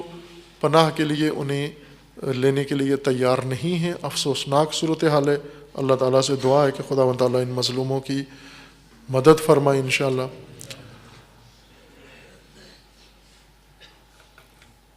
باقی جو بحران تھے ان میں ابھی کوئی خاص پیش رفت نہیں ہے۔ موصل کا وہی دھیما آپریشن جاری ہے، سست، اور آہستہ آہستہ اس کو جاری رکھے ہوئے ہیں، جزوی کامیابیاں ہوتی ہیں، لیکن وہاں بھی ترکی کی مداخلت ہے، چونکہ ترکی ابھی بھی عراق کے کچھ حصے پر بیٹھا ہوا ہے قابض ہو کر، اور عراقی حکومت دباؤ ڈال رہے ہیں کہ ترکی نکلے وہاں سے تاکہ موصل آزاد کرایا جا سکے۔ وہ بھی ترکی ہی کی وجہ سے، ایک وجہ یعنی ترکی ہے، البتہ اور بھی وجوہات ہیں جن کی طرف پہلے اشارہ کیا تھا میں نے۔ سوریہ میں اگرچہ بظاہر جنگ بندی ہے، لیکن دونوں طرف جنگ کی تیاریاں بھی شدید ہیں، لیکن چونکہ حلب کی فتح کے بعد اب جنگ کا جو پانسا پلٹ گیا ہے، اور اب مذاکرات کا عمل ہے، مذاکرات کی تیاریاں ہیں، لیکن ابھی فیصلہ کن مذاکرات نہیں ہیں۔ بحرین اور یمن میں صورتحال اسی طرح ہے موجود، پہلے کی طرح کوئی فیصلہ کن مرحلے کی طرف نہیں جا رہے، لیکن یمن کے مومنین شیعہ وہاں مسلمان مقاومت کر رہے ہیں، اور وہاں کے علماء جو زندانوں میں ہیں وہ بھی اپنی استقامت مقاومت دکھا رہے ہیں۔ خداوند تبارک و تعالیٰ انشاءاللہ انہیں اس ظلم و ستم سے نجات عطا فرمائے۔ پاکستان میں شکار کا موسم ہے، یہ ایام موسم خزاں اور موسم سرما کا آغاز شکار کا موسم ہوتا ہے پاکستان میں۔ عرب شکاری آتے ہیں، اور عموماً سربراہان مملکت، شہزادے، عرب شہزادے پاکستان کو شکارگاہ سمجھتے ہیں، ہر طرح کا شکار کرتے ہیں، آ کر پرندوں کا شکار کرتے ہیں، چوپایوں کا شکار کرتے ہیں، انسانوں کا شکار کرتے ہیں، عہدیداروں کا شکار کرتے ہیں، حکمرانوں کا شکار کرتے ہیں، اور بڑے بڑے شکار انہوں نے پاکستان سے لیے ہیں، پیسے ہیں ان کے پاس، اور پیسے کے ذریعے اس شکار کا ان کا طریقہ یہ ہوتا ہے کہ چونکہ ویسے بھی انہوں نے شکار کر کے پاکستان میں جو جنگلی حیات تھی اس کو نابود کر دیا ہے۔ اب پاکستان میں جو نایاب نسل کے جانور تھے، پرندے تھے، وہ سارے ختم کر دیے انہوں نے۔ جیسے وہ پہاڑی بکرا تھا، مارخور جس کو کہتے ہیں، نابود کر دیا ہے۔ بلوچستان کے پہاڑوں میں ایک دنیا کی منفرد اور بڑی انوکھی مخلوق ہے یہ پہاڑی بکرا یا جنگلی بکرا، بڑے سینگوں والا مارخور، اسے تباہ کر دیا، مار دیا، ختم۔ اب شاید ہی پاکستان میں یہ نسل باقی ہو۔ ہرن، نایاب نسل ہرن کی تھی، تباہ کر دی۔ اسی طرح پرندے، مقامی پرندے، مہاجر پرندے، انہوں نے تباہ کر دیے۔ اب ان کے شکار کا طریقہ یہ ہے کہ یہ فارموں سے، پرندوں کے فارم بنے ہوئے ہیں، اور جانوروں کے، جیسے چڑیا گھر ہے، چڑیا گھر سے ہرن پکڑتے ہیں اور پکڑ کے اس عرب شہزادے کے آگے دوڑاتے ہیں، وہ اس پہ مثلا یا باز چھوڑتا ہے یا فائر کرتا ہے، اور شکار کرتے ہیں اس طرح سے۔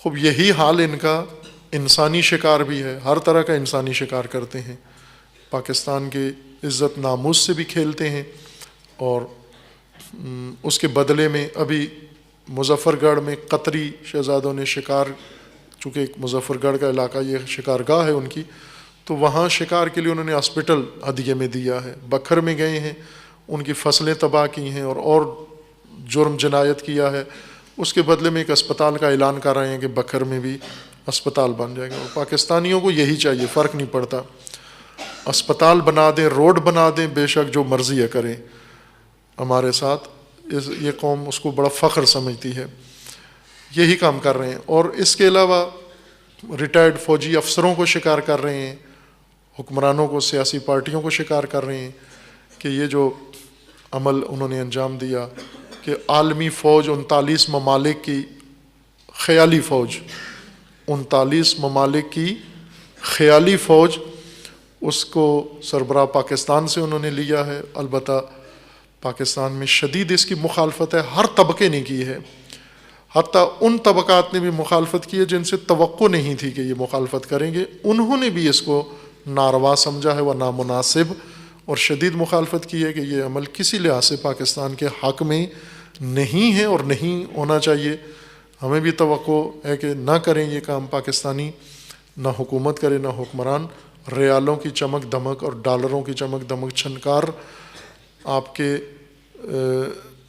حوصلے نہ پست کرے، اور اپنے ملک کا وقار، اپنی قوم کا وقار کا خیال رکھیں، ملک کی سلامتی کا خیال رکھیں کہ اس قسم کے اقدامات، ظاہر ہے سعودی شہزادے کی سربراہی میں جو فوج بنے گی تو وہ معلوم ہے کس کے خلاف بنے گی، بارہا عرض کیا ہے، وہ تو اسرائیل کے خلاف تو نہیں بن رہی، چونکہ اسرائیل کے ساتھ ان کی دوستی ہے، مذاکرات ہو گئے ہیں، سفراء کا تبادلہ ہو رہا ہے، اور کسی کے خلاف نہیں ہے۔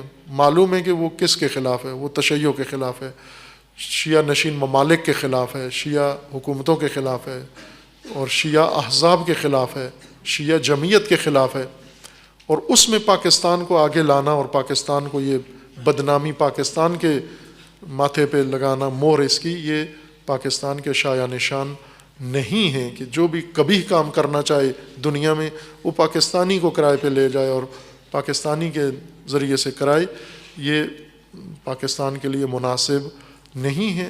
پاکستانی قوم، پاکستانی امت باوقار ہیں، باعزت ہیں، اور یہ وقار و عزت ہمیں بحال کرنا ہے۔ ملک کے اندر اور بھی تشویشناک مسائل ہیں، جزوی طور پر ہیں بعض، جو کچھ عوام کے نظروں میں ہیں اور کچھ نہیں ہیں، بعض گرفتاریاں ہیں جو ہو رہی ہیں واضح نہیں ہیں، اور اسی طرح بعض جیسے اشارہ کیا تھا کہ فاٹا علاقوں سے جہاں شیعہ نشین علاقے ہیں خصوصاً وہاں سے حکومت کی پالیسی کو انہیں نہتا کیا جائے، ان سے دفاعی ساز و سامان ان سے لے لیا جائے، یہ نامناسب اقدام ہے کہ پچھلے اس میں جمعے میں بھی اشارہ کیا تھا۔ امید ہے کہ یہ حکومت بھی انشاءاللہ ذمہ داری کا احساس کرے اور عوام بھی بیداری دکھائیں اور شعور دکھائیں، اور کہ یہ ملک و قوم و وطن سب کے لیے جو خیر ہے وہ قدم اٹھائیں۔ خداوند تعالیٰ سب کو اپنی حفظ و پناہ میں محفوظ فرمائے۔